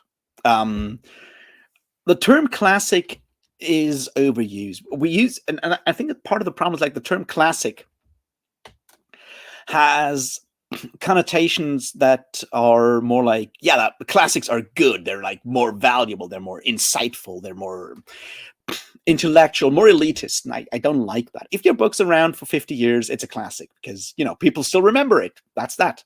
So Conan's a classic because people still know Conan, even if they haven't read the stories. Conan's a classic. It's a pop cultural icon at this point. Lord of the Rings a classic. Yeah, because of that. Is any of Thomas Pynchon's books a classic? Probably not. No one talks about them, I think. Moby Dick's a classic, definitely. Jane Austen's a classic. Pride and Prejudice, that kind of stuff. Yeah. So I would say if people still talk about your books 50 years after publication, it's a classic. That's that. Doesn't mean it's like high quality objectively or whatever, literary value, whatever that may be. Just means it's made its way into the pop cultural great unconscious. Unconscious doesn't make sense. You know what I mean. That weird cloud of pop cultural references that are out there surrounding us all, for each of us to reference and point to whenever we feel like it, or we are creating our own media, and the stuff we can reference. That's basically, if you're in there, it's a classic. It's not yet quite there, but I would say The Name of the Rose by Umberto Eco will be a classic in that regard. Good question if stuff like, say, Game of Thrones will ever get there. Probably through the added thing with television, because that's an interesting thing we haven't talked about, and I don't know how to go there. But the fact that we've moved away in a lot of ways from individual stories or books to what's called properties in a way. It's like when people talk Game of Thrones these days, and you can recognize it by people saying Game of Thrones and not saying A Song of Ice and Fire, right? We're talking about the larger weird combination of the books by George R. Martin, the TV show, the merchandise, all the other stuff, the graphic novel. I think there's a graphic novel. There's certainly graphic novels within the universe. The Dunk and Egg stuff was turned into graphic novels. It's moved beyond it. When people talk about The Witcher, most people talk about the TV show and the computer games, not about the Andrzej Sapkowski novels, which is good because they're shit, but you know what I mean. And that makes the idea of what's a classic more difficult, because people will say like The Witcher's a classic. Like, Witcher 1, more like Witcher 2 and Witcher 3 are probably what you might call classic computer games at this point. When we're talking about like computer RPGs, those are classics, or they will be classics. Does that make the novels by Sapkowski classics? I don't think so. And that's an interesting thing, that propertification, is that a way? You know what I mean? Turning shit into properties and not just books or movies or whatever, that makes that, like, what's a classic, a very different question in a way, I think. Tell me if I'm wrong, or if I'm just not making any sense. I'm fine with that.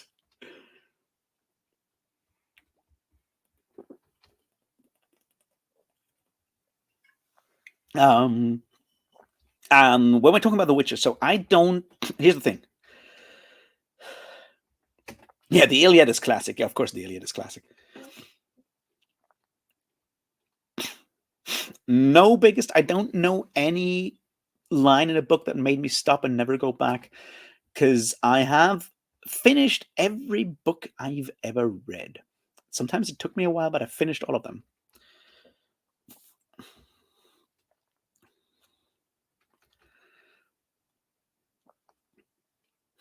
Yeah, Pelgrane did a Dying Earth game back in the day, and I think they lost the license. It was then turned into like a generic thing called Skullduggery. But I mean, Pelgrane does all these other fantastic gumshoe games about Lovecraft and Howard, mostly Lovecraftian stuff. The Bookhounds of London game, where you play people, booksellers trying to find forbidden books, or the Dreamhounds of Paris, where you play surrealist artists that make their way into the Dreamlands. H.P. Lovecraft's Dreamlands, by the way, are far superior to H.P. Lovecraft's horror stories in a lot of ways, and slightly less racist. Also, they got a story about cats eating someone who's nasty to them, and that's as whimsical as it gets for Lovecraft, because those cats don't have the N-word name.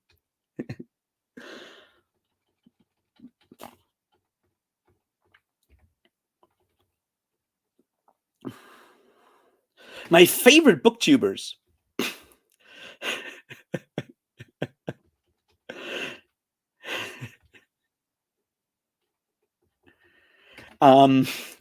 There's like two questions. There's like my favorite booktubers, and there's a question by Liam about like the things that I don't like about booktube.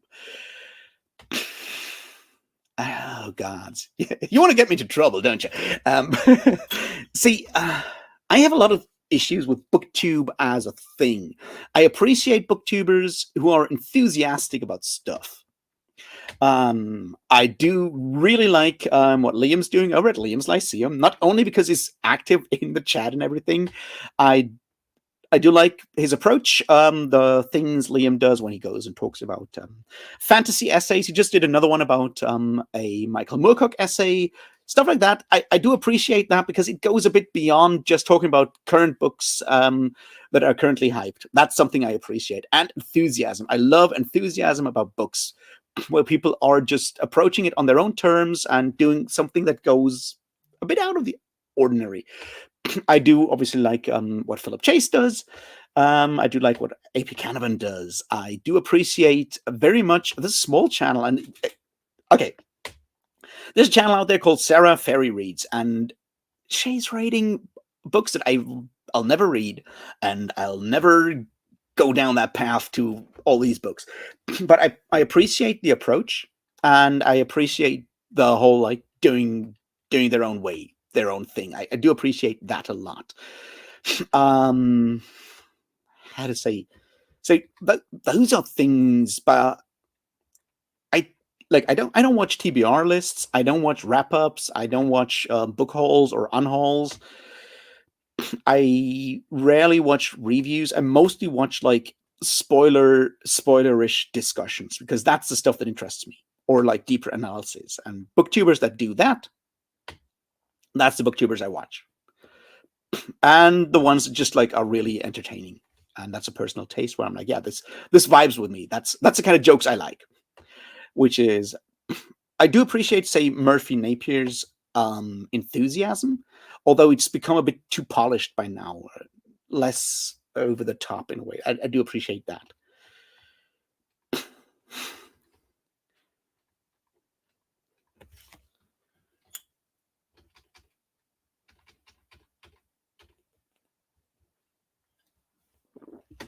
So what do I dislike about BookTube?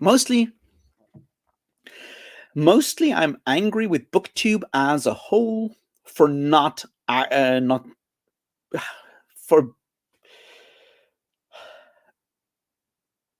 not doing its job.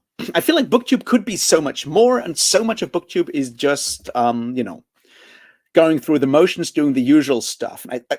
I'm just like sad and disappointed, because we could do so much more. We could go deeper. We could do all kinds of analysis. We could be less toxically positive and not go and actually tear stuff apart, or name names, or name things by their names. Say, yeah, this is fascist or whatever. That's something that I'm disappointed with. I do understand why it is the case and so forth. Don't get me wrong. We're all doing this on the side, and it's emotionally more taxing to be angry or do deep dives or whatever. I get it, but I feel it's a bit of a shame that we are not doing more of the deeper analysis.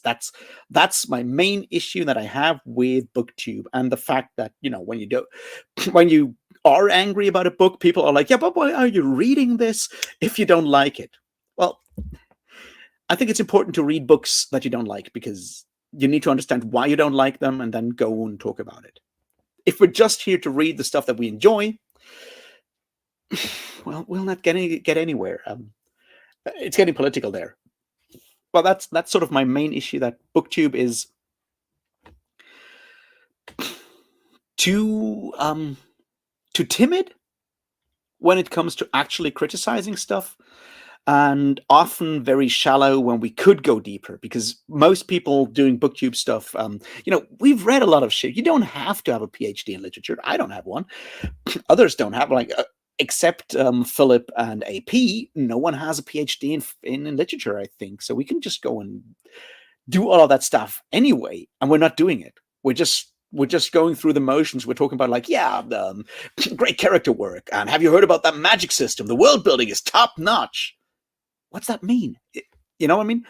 We could go deeper, and we often don't do that, and we're often afraid to just actually take the gloves off. And I would wish for more of that style, because I don't know, I'm a confrontative kind of person in a way, and that kind of stuff interests me. And if people are just too nice all the time, it bores me.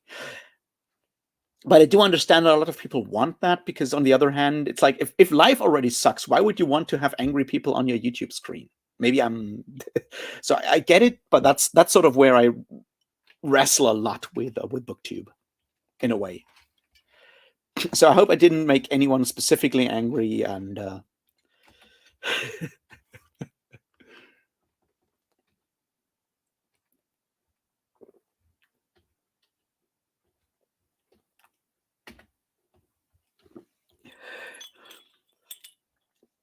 yeah, Eric. I guess mostly classics is exactly about teaching them and feeling justified to teach them, which is a whole nother kind of worms, where, like, the whole what's a canon and shit like.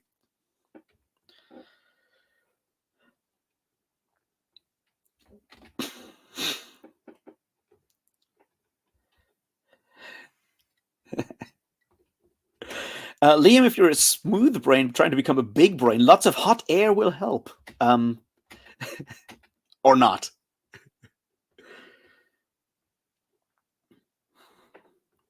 Yeah, podcasts might be a thing, and but then the question is, like, why not? Why not here as well? It's like, why? What's keeping booktubers from doing that? You know what I mean?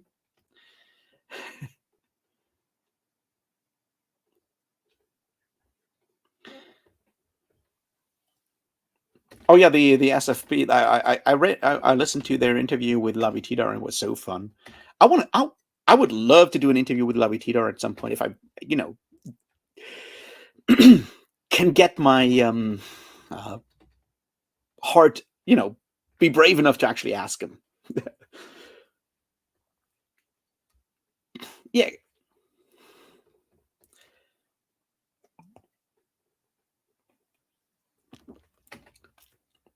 Oh yeah, damn yeah. Of course, I love Jimmy's channel. I kind of forgot that. I love Jimmy's channel. His approach, I do really appreciate. Plus, he's really entertaining.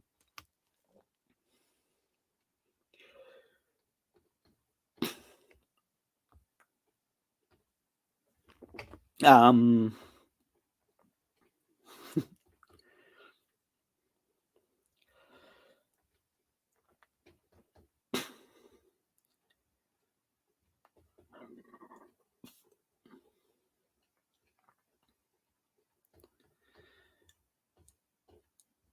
all right. Now that's an interesting idea with the performative aspect. Yeah, BookTube is performative in a lot of ways. Of course, it is. I feel podcasts might be less performative in a way.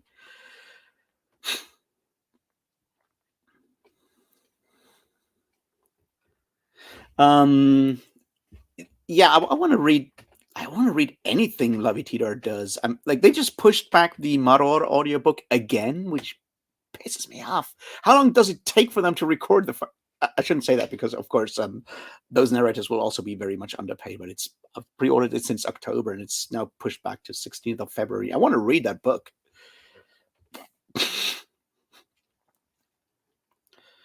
Yeah, BookTube is certainly catering to the algorithm. I think, like, what annoys me about BookTube in a way is, like, everyone's like, no, I'm not doing this for the algorithm or the money. I'm just doing this because I'm interested. Like, no, you're not. You're still following the algorithm. Just acknowledge it. And it's not exactly a shame to do that. the way like the way YouTube as a platform is set up, it subconsciously drives you towards, catering towards the algorithm. It does so in all those ways. Like, oh, your newest video is doing 30% less well than the last one. You want to know what you could do to make it better next time? And it's very difficult to ignore all of that. And that performance of not caring is something that annoys me, because clearly you care, or you just care so little that you're just like imitating everyone else because you're too lazy to come up with your own ideas.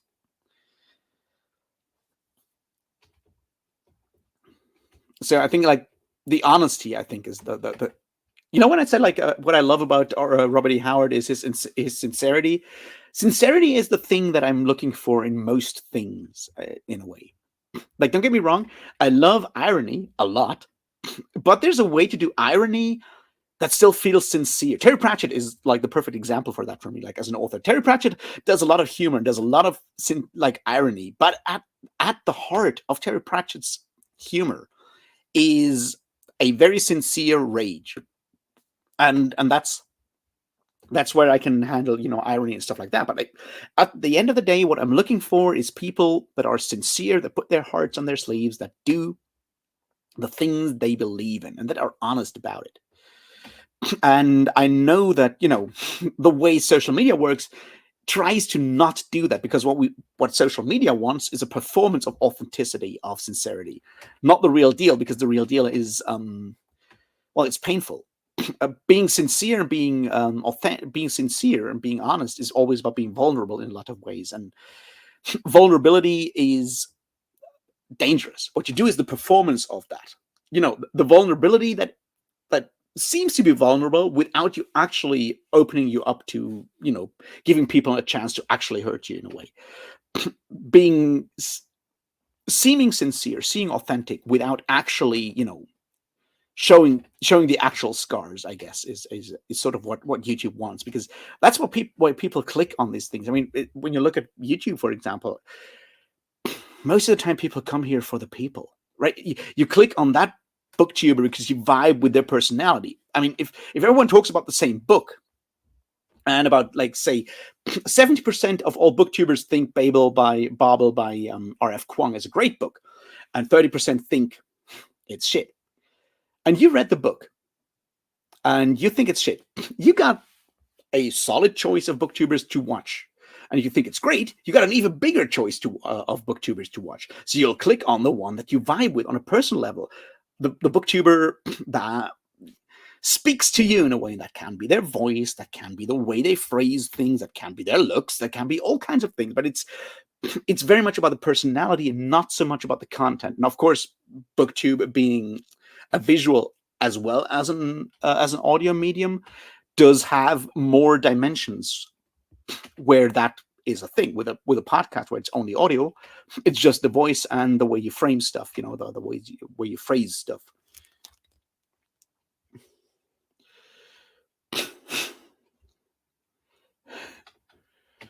Oh, so you've read the book already, Ori? That's I hope it's as good as I want it to be.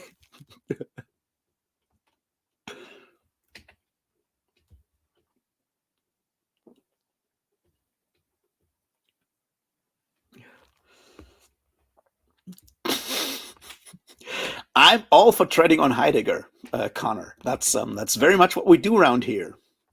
He lived in my town. Which is a nice lead over to another question that Liam asked. What do I think of Jakob Grimm? Now, I'm not sure why you only chose Jakob. Hey, Derry. I already talked about your heinous, you calling the narration for Realm of the Elderlings heinous, but I'll answer your question now. I'll read them anyway. What happened was that I promised a friend that I would read or reread, in my case, Realm of the Elderlings, like the Farseer and Liveship, and then move on with them. They were like trying to, get into reading adult fantasy again and so forth. So I waited for them, and then, stuff happened, life happened, and it took longer and longer and longer. So my plans to start rereading Farcia, which were originally for like, I don't know, August, September, something like that, July possibly, just slid down the radar. So it's gonna happen at some point. I already paid Audible credits for all of those Realm of the Elden Rings audiobooks. It'll happen. It just, right now everyone is reading it. So the more people reading Hob right now, the less interested I am in reading it. I read I read those 10 years ago when no one was talking about Hob. I don't feel like reading it when everyone is talking about it. It's just me being a grumpy punk, I guess.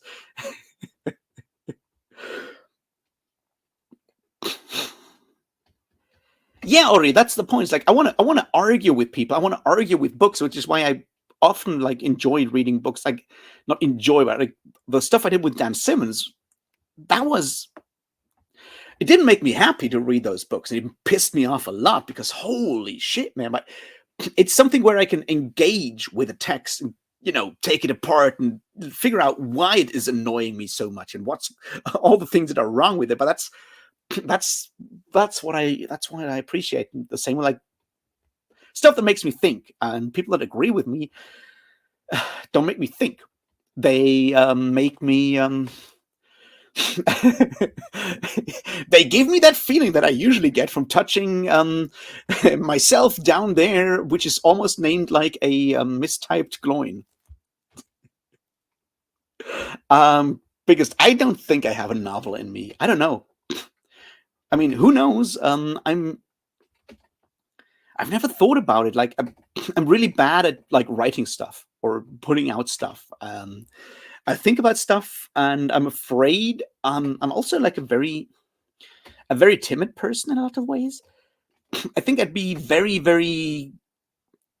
I'd probably do something very ironic, satirizing something, because at the end of the day, satirizing something that I love, following is very easy because I can follow the structure of something else, and then I can just like drop in all these jokes and references and shit. And that makes it easy in a way. I'm not actually going out there bearing my chest to everyone, bearing my heart to everyone. Which is interesting now that I just said that I that's what I appreciate, but I'm not sure I'm brave enough to actually do that. You know what I mean? I'm not sure I'm actually brave enough to do that in a book. Who knows? I was thinking about writing a short story last October, November, and then I didn't. But I have some ideas, and maybe at some point I'll just do it just to spite everyone else who's doing it. I'm like, yeah, I can do it too.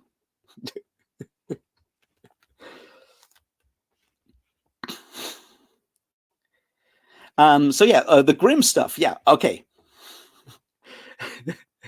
So here's the first funny thing. Both Grimm brothers actually studied for a time in Marburg, where I live. They hated the town because it's very hilly, and they were complaining about the weather and always having to walk up the hill and down the hill, and didn't like it.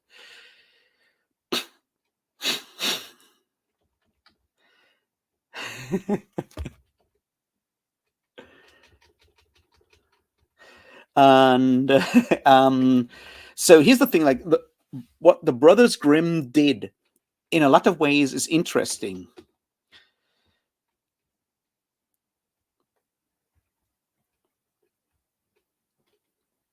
Yeah, I know that he. Oh, right, Ori. I heard like the interview he did with the science fiction podcast. That he's already writing the follow up. I'm really interested in that, and I want to talk about it whenever I get the audiobook and and so forth. And I promise I will try to just ask him if he wants to come on for an interview at some point, and we'll see that.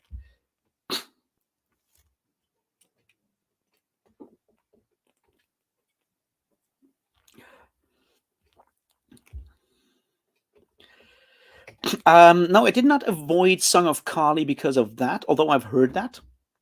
No, I just wanted to look at his science fiction novels, and Song of Kali is a horror novel, so I did not go. I didn't talk about like the terror either, so that's why I went with the ones I went with. But I'm aware of it, and I don't think it's going to be good. Oh yeah, see you, Jeroen. Thanks for showing by, and I'll get back to the Grimm thing.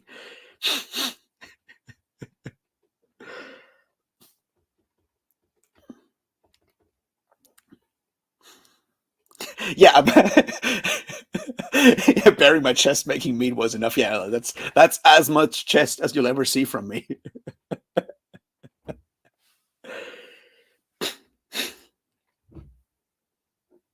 Yeah, as I said, I don't know exactly how bad it is in Song of Kali, but yeah, I've heard it's bad, and uh, yeah, no, yeah, Liam, they studied here. They lived like they studied here for a while, and in Kassel, which is a bit north from here, an hour north, like 80 kilometers north of here. That's where they have like a huge museum about both and stuff like that. And so let's go to the Grimm thing. So the Brothers Grimm, for those who don't know, I mean, obviously they did also collect fairy tales, but what they mostly did were like linguistic studies. They created a first like big German dictionary, and they were very active in the German Romantic and national movement, and that's where my issues come in. Because what happens at the time is it's the 19th century, it's the early, like the first half of the 19th century. Germany slowly becomes Germany, like as a national state in a way, and you start having like these ideas of like what's a German national identity, and part of that effort is of course like figuring out what's actually German language and what's not and stuff like that. um and that's a very interesting thing to do, but it's something that I'm personally not very happy with, because I'm not a huge fan of nation states in general. And part of that is like the German, you see what they are doing, and it's like on a linguistic level it's interesting, but on a political level it's very problematic. The way the Romantic movement in Germany is very much tied with like nationalist and all kinds of anti-Semitic and other problematic elements, because like defining German identity is very much defining also who's not German or definitely not German. Stuff like that ties into that. It's something you have a lot with, like in general, like the Romantic movement in a lot of cases in Europe. The Kalevala in and writing Finnish national myth in Finland at the same time, roughly the same time, does follow the same idea. The idea of figuring out, or trying to build an identity through looking into the past and creating like a sort of like firm like language and a corpus or canon of stories that define your national identity, your national personality, with like the values expressed in that story, in those stories and stuff like that. I see why it happened at the time. I'm just not very happy with the general project, but that's in hindsight. So I get why it happened at the time. I'm just not very happy with what happens in. Hey Zan, yeah, thanks. So that's mostly my disagreements with the Brothers Grimm. But I'm not a student of German language or linguistics, so I don't go down that hole. Also, the interesting thing about the Grimm's fairy tales, which are like the German fairy tales, they were mostly collected in Hesse, which is the state. Now the state, Germany is obviously being a federal republic, like sort of like the United States, just slightly less failed state. And Hesse is the area. So most of those fairy tales were just collected around here. So if you go to other parts of Germany, their sort of folk tales are very different. I mean, there's obviously overlap, but there's stuff over there. If you go further east in Germany, you get like very different stories. But everyone thinks this is like German fairy tales because that's the book that got published.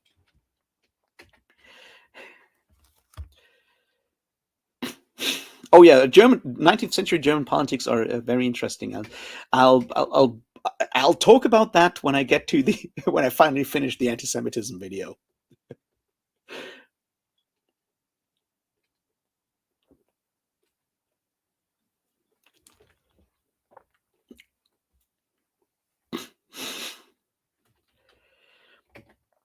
Yeah, I mean that's the point. Like Grimm, the like Grimm's, like Brothers Grimm, are mostly Jacob Grimm and slightly Herder before that, but those are the people that actually started talking about language and linguistics in Germany in a way. But mostly Grimm. Herder was more like about classics and all kinds of other languages. But yeah, they studied over here in good old Marburg, as did Martin Heidegger and a lot of other people.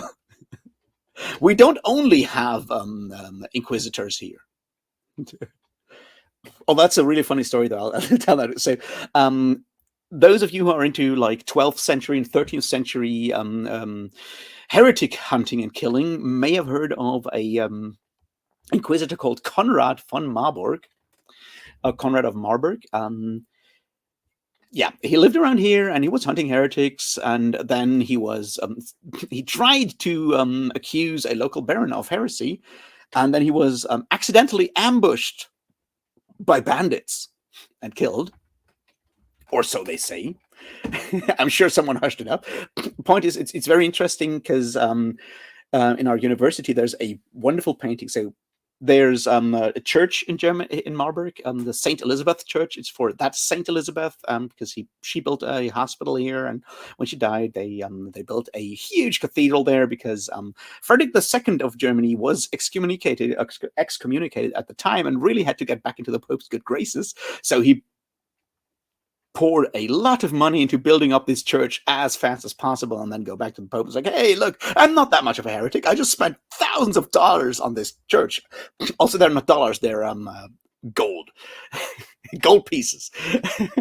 Anyway, point is, Conrad of Marburg was Saint Elizabeth's confessor, and there's a painting that an older painting that shows her praying in front of Conrad of Marburg. And he's in the original painting, he was actually whipping her with like a huge, like one of those like thick ropes that like 3 tails, not a cat o' 9 tails, but 3 ropes. And he was like, he has his hand held up like this with the rope. And then someone in like the 19th century with that painting realized that it's actually maybe not the coolest thing to have hanging in your university chapel. So they painted over the rope. But they left the hand like this. So she's kneeling in front of him, and he just has his fist raised to just punch her in the face. And it's so, yeah, don't try to censor art in that way. It does not make things better, is what I'm trying to say.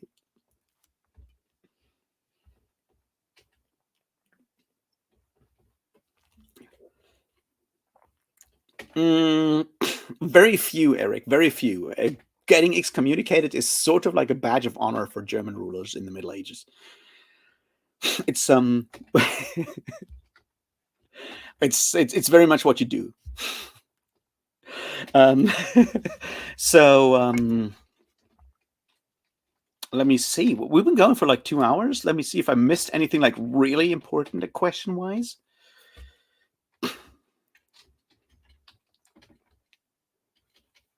Talk about fascism.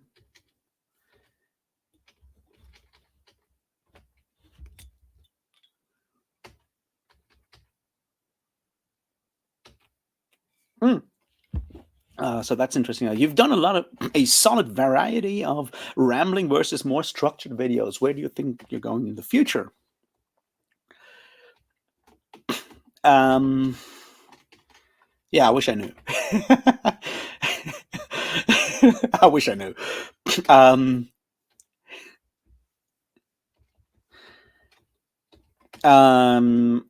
I do like the rambling format of this live stream. I really enjoy that. I feel like some things that I want to talk about deserve a more structured approach. The problem with structured approaches for me is that I'm really not good at that.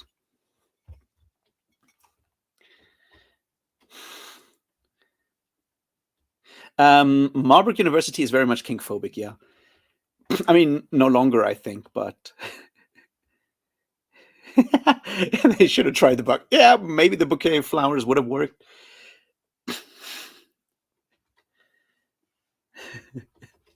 Yeah.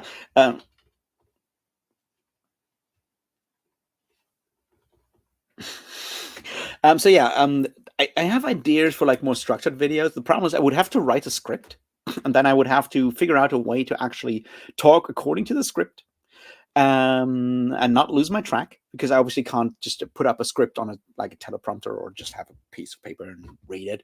And yeah, I could probably asked me if I could just like type it out in Braille and just read it in Braille. But my problem is like I'm so bad at reading Braille that all my brain power, and it's not that much, would get like sucked up by me trying to actually touch something, and then I'd be. Then I'd just be distracted by that and couldn't actually talk in a coherent way. So I'm still improvising with that. I've been working on that like long anti-Semitism video, and I promise I'll finish it. I really will.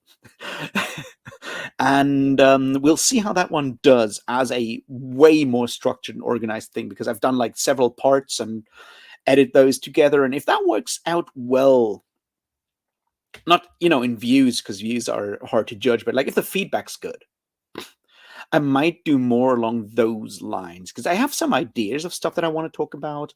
I want to talk about the problem of evil in fantasy, something I've been thinking about with my current reread of Tolkien, and like abstract evil versus concrete evil, something I'm thinking about a lot. I want to talk about the problem of conservatism in fantasy, because I think fantasy is still a very conservative genre in a way. I want to talk about that and how you can get rid of that, stuff like that. There's more ideas for longer structured videos, but I do also appreciate, I just enjoy rambling and just like letting my brain just jump around and do terrible things. And as long as someone is actually watching that, I don't mind doing those kind of things, right? Just talking about yeah. The evil problem is really, it's a really difficult thing to come to grips with, and the way Tolkien handles it versus other authors had. It's an interesting thing. I want to talk about that at some point. I want to talk about Machiavelli. I have to talk about Machiavelli in the anti-Semitism video, but there's something more about Machiavelli. I just love Machiavelli as a character. Well, not as a character, as an author, he's actually very, very underrated. Because no one ever reads him. Everyone just like thinks they know what Machiavelli actually said, and there's interesting stuff to be done there. Also, it will give me a chance to maybe quote Christopher Marlowe's fantastic play on the massacre in Paris, which is definitely the best stage use of hussar that I've ever come across. Christopher Marlowe wrote a play on the St. Bartholomew's massacre in Paris, which is when Catholics murdered all the Huguenots, Huguenot French Protestants. And he wrote a play on how that was actually organized and so forth. And we only have fragments, but there's a place where like both like the French princes are running through the stage, waving their swords and screaming, "Huzzah, huzzah, let's kill the Protestants." And I just love the fact that exists in a way. Not necessarily a high point of Elizabethan theater for the more snobbish part of society, but I'm like, yeah, that's my boy. Yeah, The Prince is a fascinating document. It's far more progressive than most people might think it is.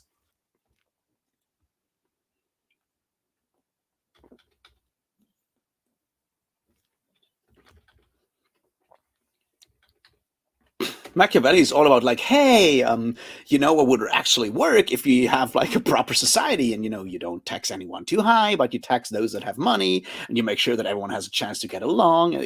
Machiavelli is really progressive in a lot of ways. People don't realize that. So here's the thing: if William Shakespeare is the Beatles of Elizabethan drama, then Christopher Marlowe is the Who, and yeah, I know where my money is.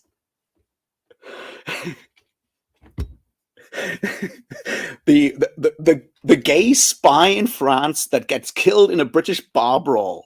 That's the guy that I put my money on.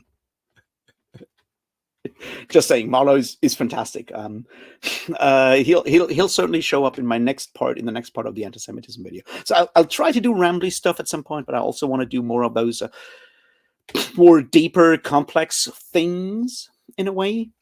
what I don't want to do again anytime soon is anything like the Wheel of Time massacre that I did last year. That took so much energy, but I didn't want to just like go and talk about like how Wheel of Time is shit without having documented to everyone's satisfaction that I actually read the entire thing, because it's so easy to talk about these kind of books. Everyone's like, yeah, but read on and find out. It's like, I did. It didn't help. Know what I mean? So, so let's go through the last couple of questions. There was one by gods. I keep mispronouncing it, not mispronouncing, but forgetting the full name. Pika Pika 234. You know what I mean. You know who I mean. And you have a long question that I need to find again because it was complicated. What's my favorite Elric book and why is it Stormbringer? Is one that I found? No, it's not Stormbringer. My favorite Elric story is the story in Sailor on the Seas of Fate when they walk and kill Gog and Magog and find out that it's the same creature and they're just wandering around in that creature's eyes, I think. And it's so fucking psychedelic and it just vibes so well with Moorcock's assertion in that 1964 essay when he says he's never done drugs. I just love that.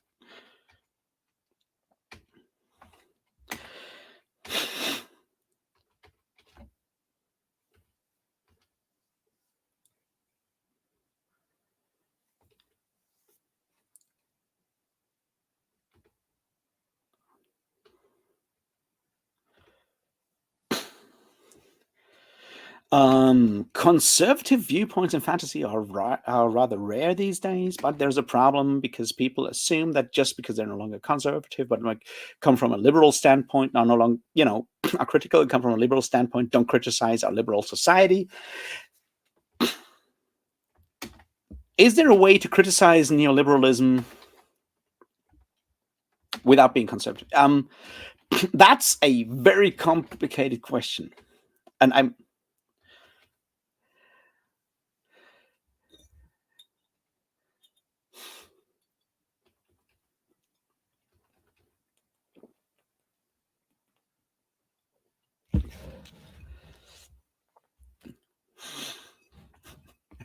We're all descendants of someone, I guess, but yeah. No, Christopher Mahler is fascinating. So the way of like, can fantasy criticize neoliberalism or liberalism in general without being conservative?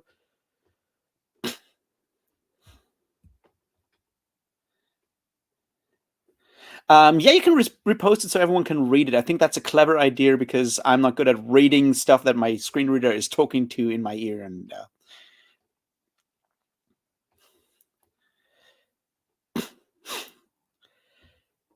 yeah, you should email Michael Mooker and say, hey, did you really not take any drugs in 64?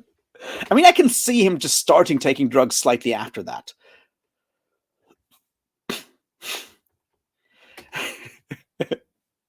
It might just be a temporary thing, or he was like, he couldn't admit to taking acid in like a publication like that. Maybe that's part of the problem. It's like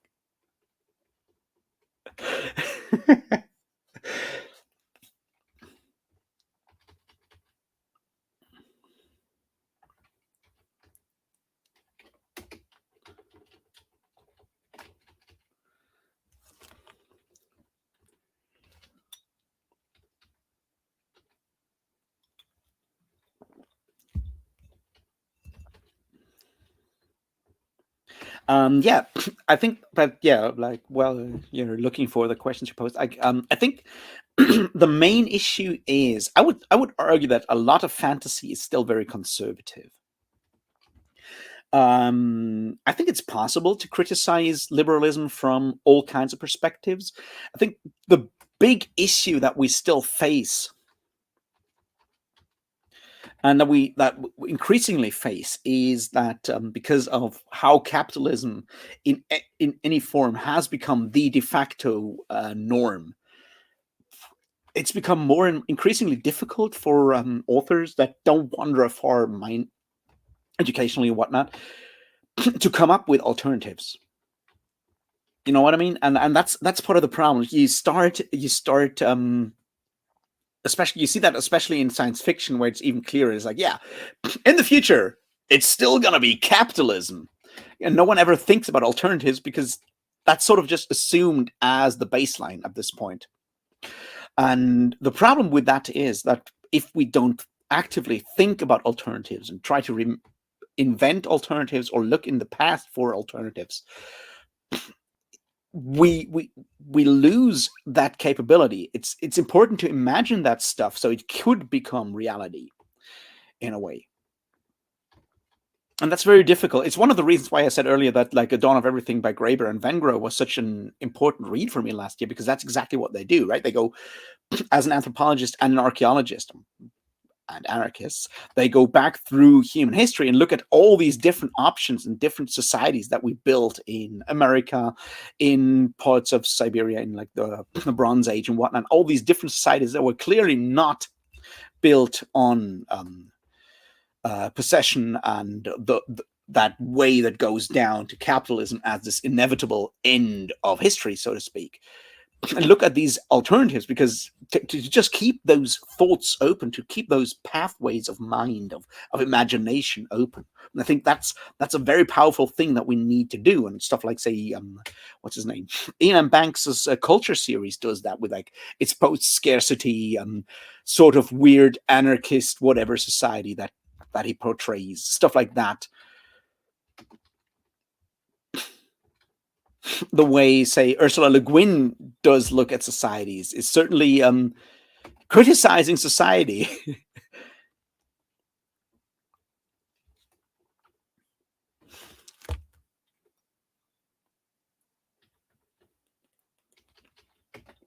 Yeah, I really want to read that ethnocentrism article.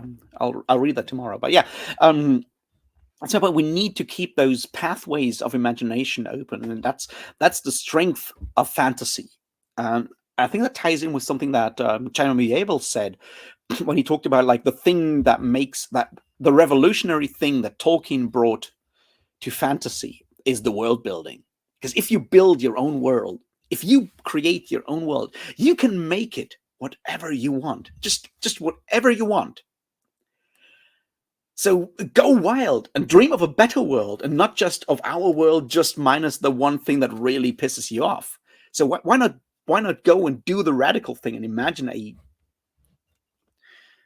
a better world? Because that's the power of it. Imagine these things. You look at I mean, when you look at today, right?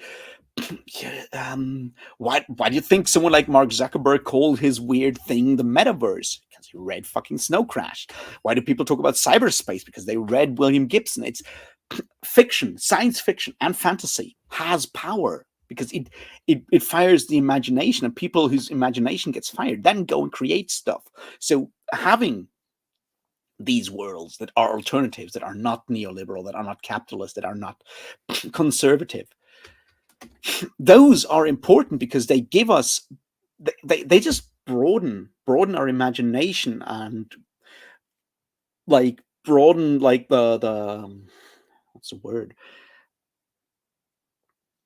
the pathways of the future. If you think about it, like if you think about it as like us walking this narrow road into the future, and like one thing follows after the other, the more we turn that into like a huge plane of opportunities and different possibilities, the better it is, because that gives us more ways to choose. And that's the power that fantasy and science fiction have in a way that, say, fiction that is based in our world does not necessarily have. To use a to use an R. Scott Baker metaphor here, just because I can, right?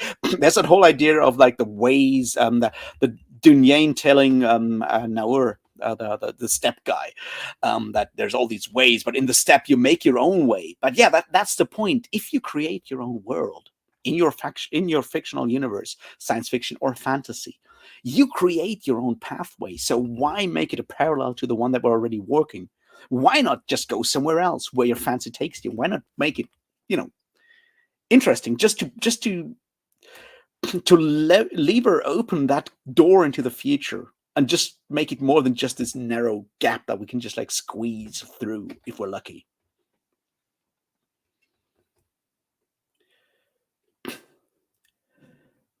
If the future is like Book of the New Sun, I'm mostly happy because we'll get more dinosaurs. Also, Alzabos, which are some of the creepiest monsters I've ever encountered. Just saying.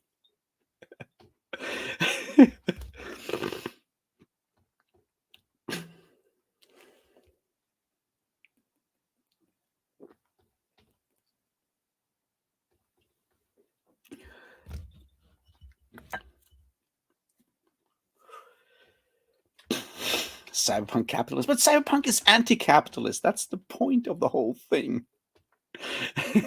I know, you know what I mean.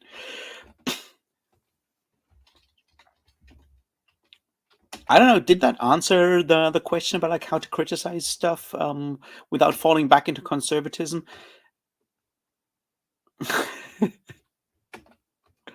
But do you want an Alzabo soup?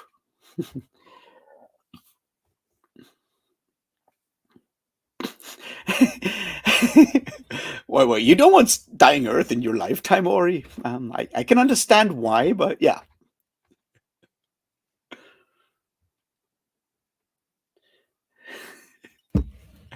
Anarcho-communist dwarves are definitely the best. Oh, hey, Reflector, thank you, thank you. So there's one or two more that I wanted to look at, and then we're done for today, I think. Unless you come up with more questions, but I don't want to keep you until like the end of. Okay.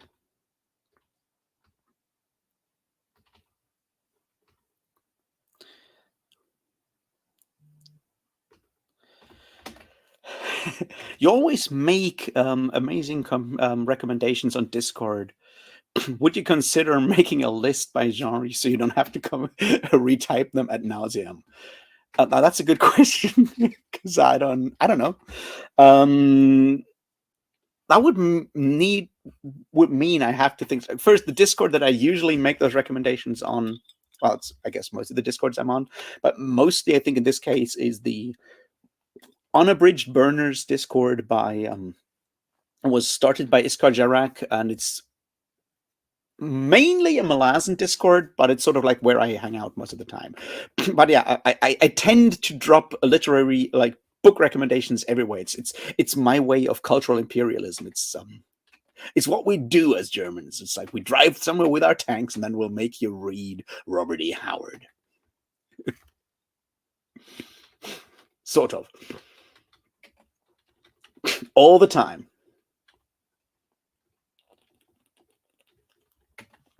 I guess I could write a list. I'm really bad at this stuff, but I guess the thing that I said when I said like I was looking at this like idea of doing like a sort of series of videos plus reading exercise and shit like for the history of fantasy.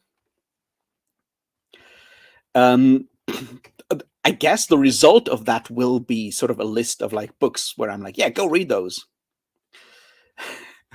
It'll take a while to actually assemble that because I think the problem is like I don't plan these things. I don't think about these things. I just like someone says something like, "Oh, by the way, have you read this?" And then I forget.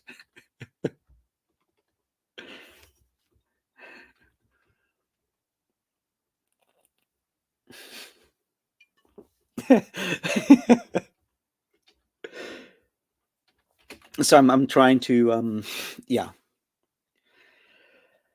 I might be able to make a list, but it's more like I don't have a master plan or like a list of where I think those are the essential books. So that's part of the problem that I have with this idea of doing this like going through like the whole thing in time. I guess I want to start with like 19th century stuff. William Morris. I need to reread William Morris, who's a communist or at least a socialist in a way, and stuff like that, and go through stuff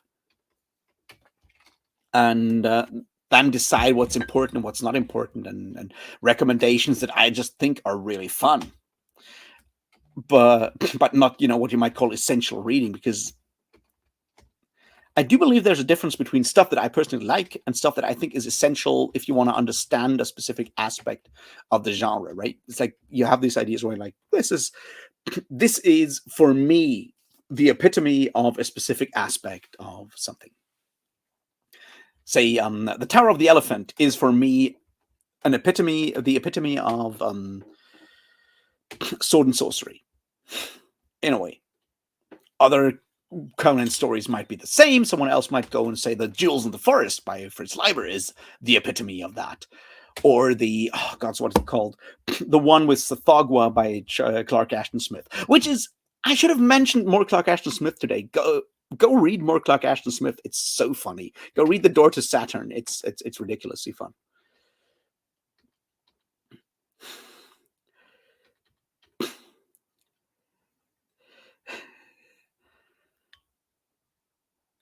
Hey, Senna, thank you very much.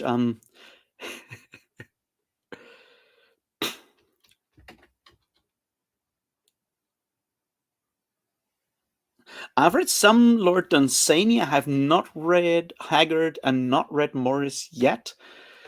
I want to read some Branch Cabell next because that sounds like the thing I really want. Also, it got banned, which,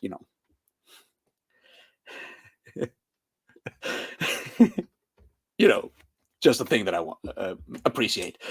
So making that list is sort of like something I'm looking at. That brings me back. Yeah, another structured thing that I really want to look at is the difference between mythology and fantasy, because it annoys me so much that everyone is like, the history of fantasy starts with mythology. It's like, no, it doesn't. It bloody well doesn't, because mythology does something very different.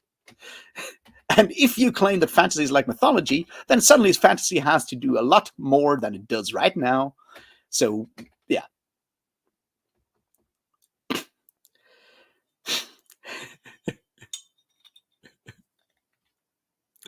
I'm very glad. I hope you enjoyed the Sprawl trilogy.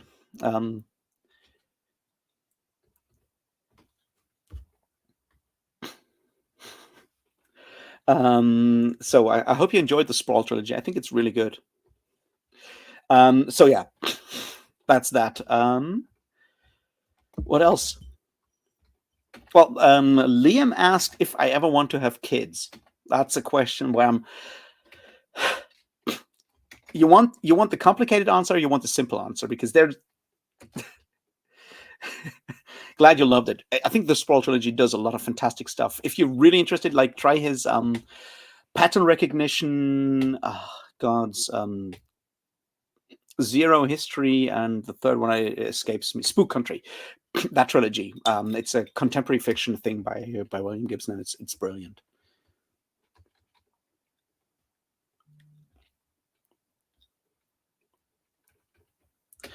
Yeah, it leads to cultural appropriation. I know. Not everything is a hero's quest. Oh yeah, someone asked me about the impact that Joseph Campbell had on fantasy. I wish we were talking about Bruce Campbell. I'd much rather talk about Bruce Campbell's impact on fantasy, but you can't have everything. Yeah, Liam. All right. So yeah, the Joseph Campbell thing. I think Joseph Campbell does unfortunately have a huge impact on fantasy and science fiction because it's easy to read. I've read Joseph Campbell several times. It's seductive, right? The way he does the thing, it's seductive, and it's very difficult to unsee it once you've read it. But it also does, unfortunately, make it very easy to just like cram every idea you have into that very specific form. So he does. Joseph Campbell has done a lot of damage to fantasy and science fiction and literature in general, but I think he made it easy for a lot of people to start conceiving of stories, because I think that's like the good side of Joseph Campbell, the good side of stuff like heist stories or crime stories or whatever. If you start telling your first own story, you need some sort of structure, because having ideas is great, but you need to sort of like put them into some sort of order, some scaffold you can use to build along. And in a way, Joseph Campbell gave, like with the hero's journey, gave us a scaffold that we can use to build stories. The problem is if you use that story, that scaffold as gospel, because it's not. It's one way to tell a story, and if it works, but don't use it as gospel, and just like break it whenever you feel like it. And I think that's something that people often forget. It's one way to do it. It's not the be all and end all. That's the point. All right, the children question, Liam. The easy answer for me is I don't know. Now, this will get personal, and I said I'll answer it, so I'll answer it. But don't blame me. Here's the problem. Would I like to have children? It's a complicated question. It changes over time. It has changed over time. There are certainly situations in my life where I'm like, yeah, kids would be cool. I have friends who have kids. That's a lot of fun. But beyond that, someone like me, like, look, kids are a tough question in general because you're like all about like the realistic part, like, can you have kids? Should you have kids? Stuff like that, and that's where I personally hit a lot of,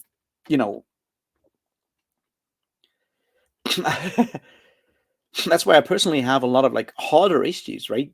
Because my personal disability is hereditary in a way, so I would, there's the first question, like, do you want to use all, there's certainly ways to get around that with like medical science, like, because the question is like, do you want to have kids if there's a high chance that your kids will be blind? And that's a moral question that goes beyond a lot of stuff. And there's technically that's a question that everyone faces, but for me the problem is like I know in advance. So there's medical science can certainly help with that. Then there's the other part is like, do I have the how to say, do I have enough? Can I be responsible for kids? Because like, you have kids do crazy stuff, right? Someone needs to watch them. And if you're like in a relationship, it means like, would my partner trust me to watch over a kid?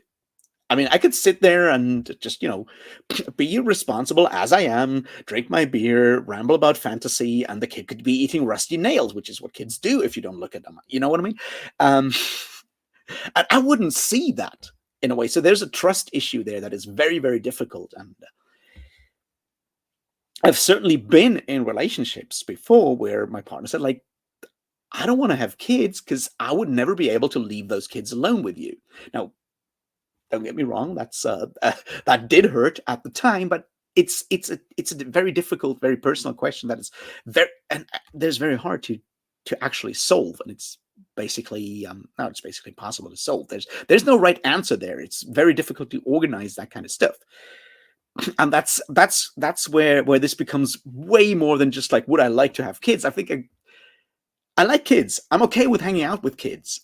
I guess I could be an okay dad, but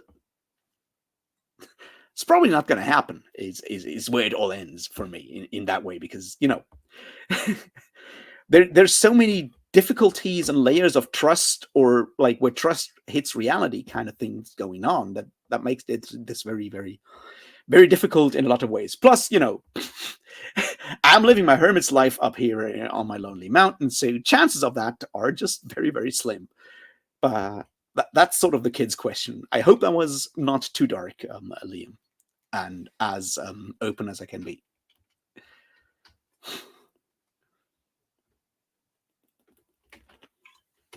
To say nothing about the fact that right now I certainly don't have enough money to actually, have enough, security for the future or anything like that. That's a very different thing. It's like,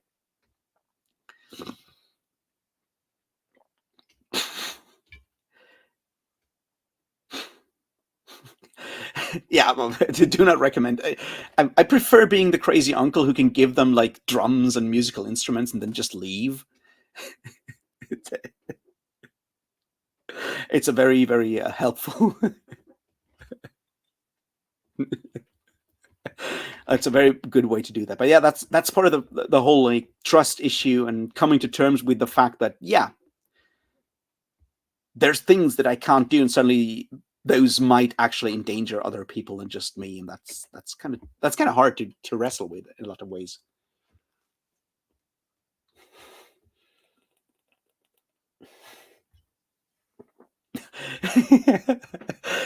John, I know your dog would drink all my beer. I don't know if I want to have. I don't know if I want to have Mabel.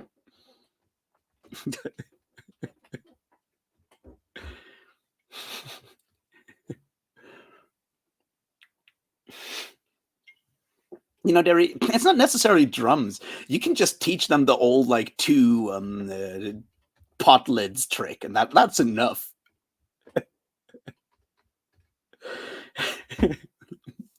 But yeah, I'm very much that uncle.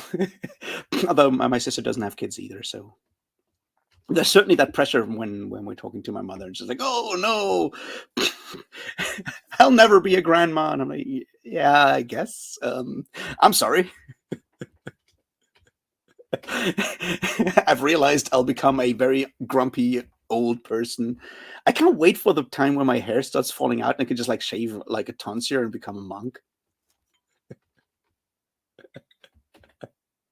But until then, I'll just be the grumpy, weird guy on the mountain and not think about kids because, yeah, visiting my friends' kids and telling them terrible things to then display bad behavior in school and kindergarten is it appeals to my to the imp of the perverse, so to speak, if that makes any sense.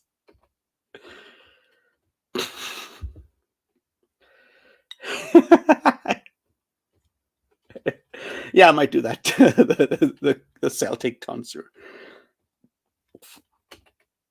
I can't wait for the time when I just like sit there in sackcloth in front of the camera and talk about theology. Yeah, that's another thing that I really want to talk about. Like heresy and the Inquisition is a topic that I really would love to do more about because I feel the way it's portrayed in fantasy, our image of Middle Ages of medieval Europe in fantasy is it's making me angry. So maybe there'll be more like historically kind of stuff in the future.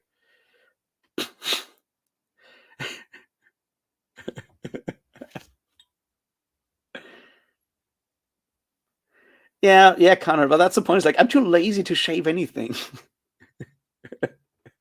It's part of the problem. I'm such a lazy bastard. I just like keep everything growing.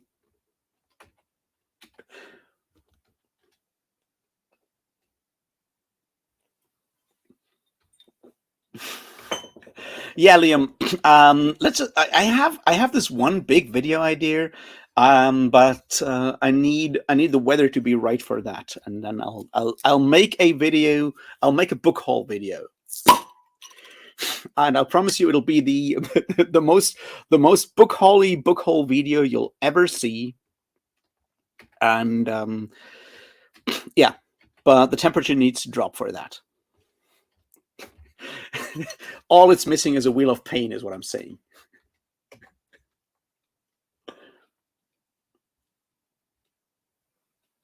Now, mustaches are not a crime.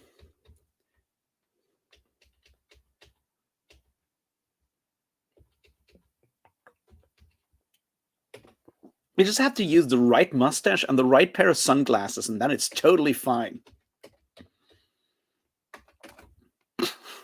You have to go like all like late 70s, early 80s with that, and just like if you don't want me to have a proper beard, I'll just go in full Magnum PI.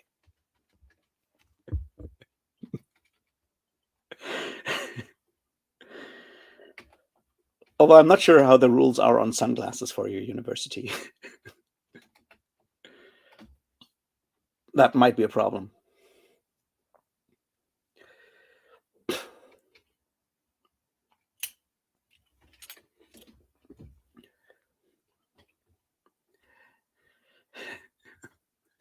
All right. I guess that's sort of it. We've been doing this way too long. That's like 2.5 hours. Thanks for those of you who are still there. I very much appreciate it. Thank you once again, everyone, for making me reach those 1,000 subscribers. I'm very, very thankful indeed. It's been a thing, hasn't it? And it's really helped me a lot through the last year, which has been pretty rough. So yeah, thanks for that, and I'm really glad I've met so many of you through this, and you've been here. It's been awesome.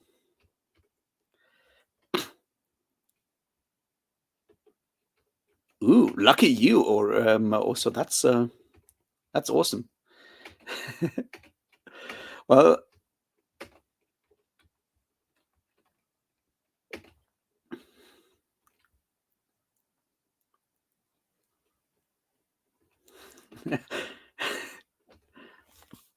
yeah. Once again, thanks everyone for being there. I'll just figure out how to end this. And Ori, as I said, I'll be in Haifa around that area next week, next year, no, this year in May. Depending on what goes on, if you want to meet for a beer and talk about Labitidar books, I might have the time. We could totally do that.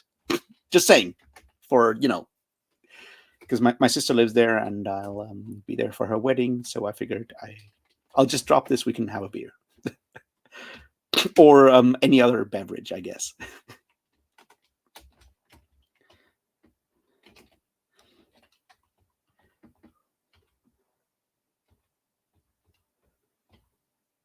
All right. Yeah. Once again, thanks everybody.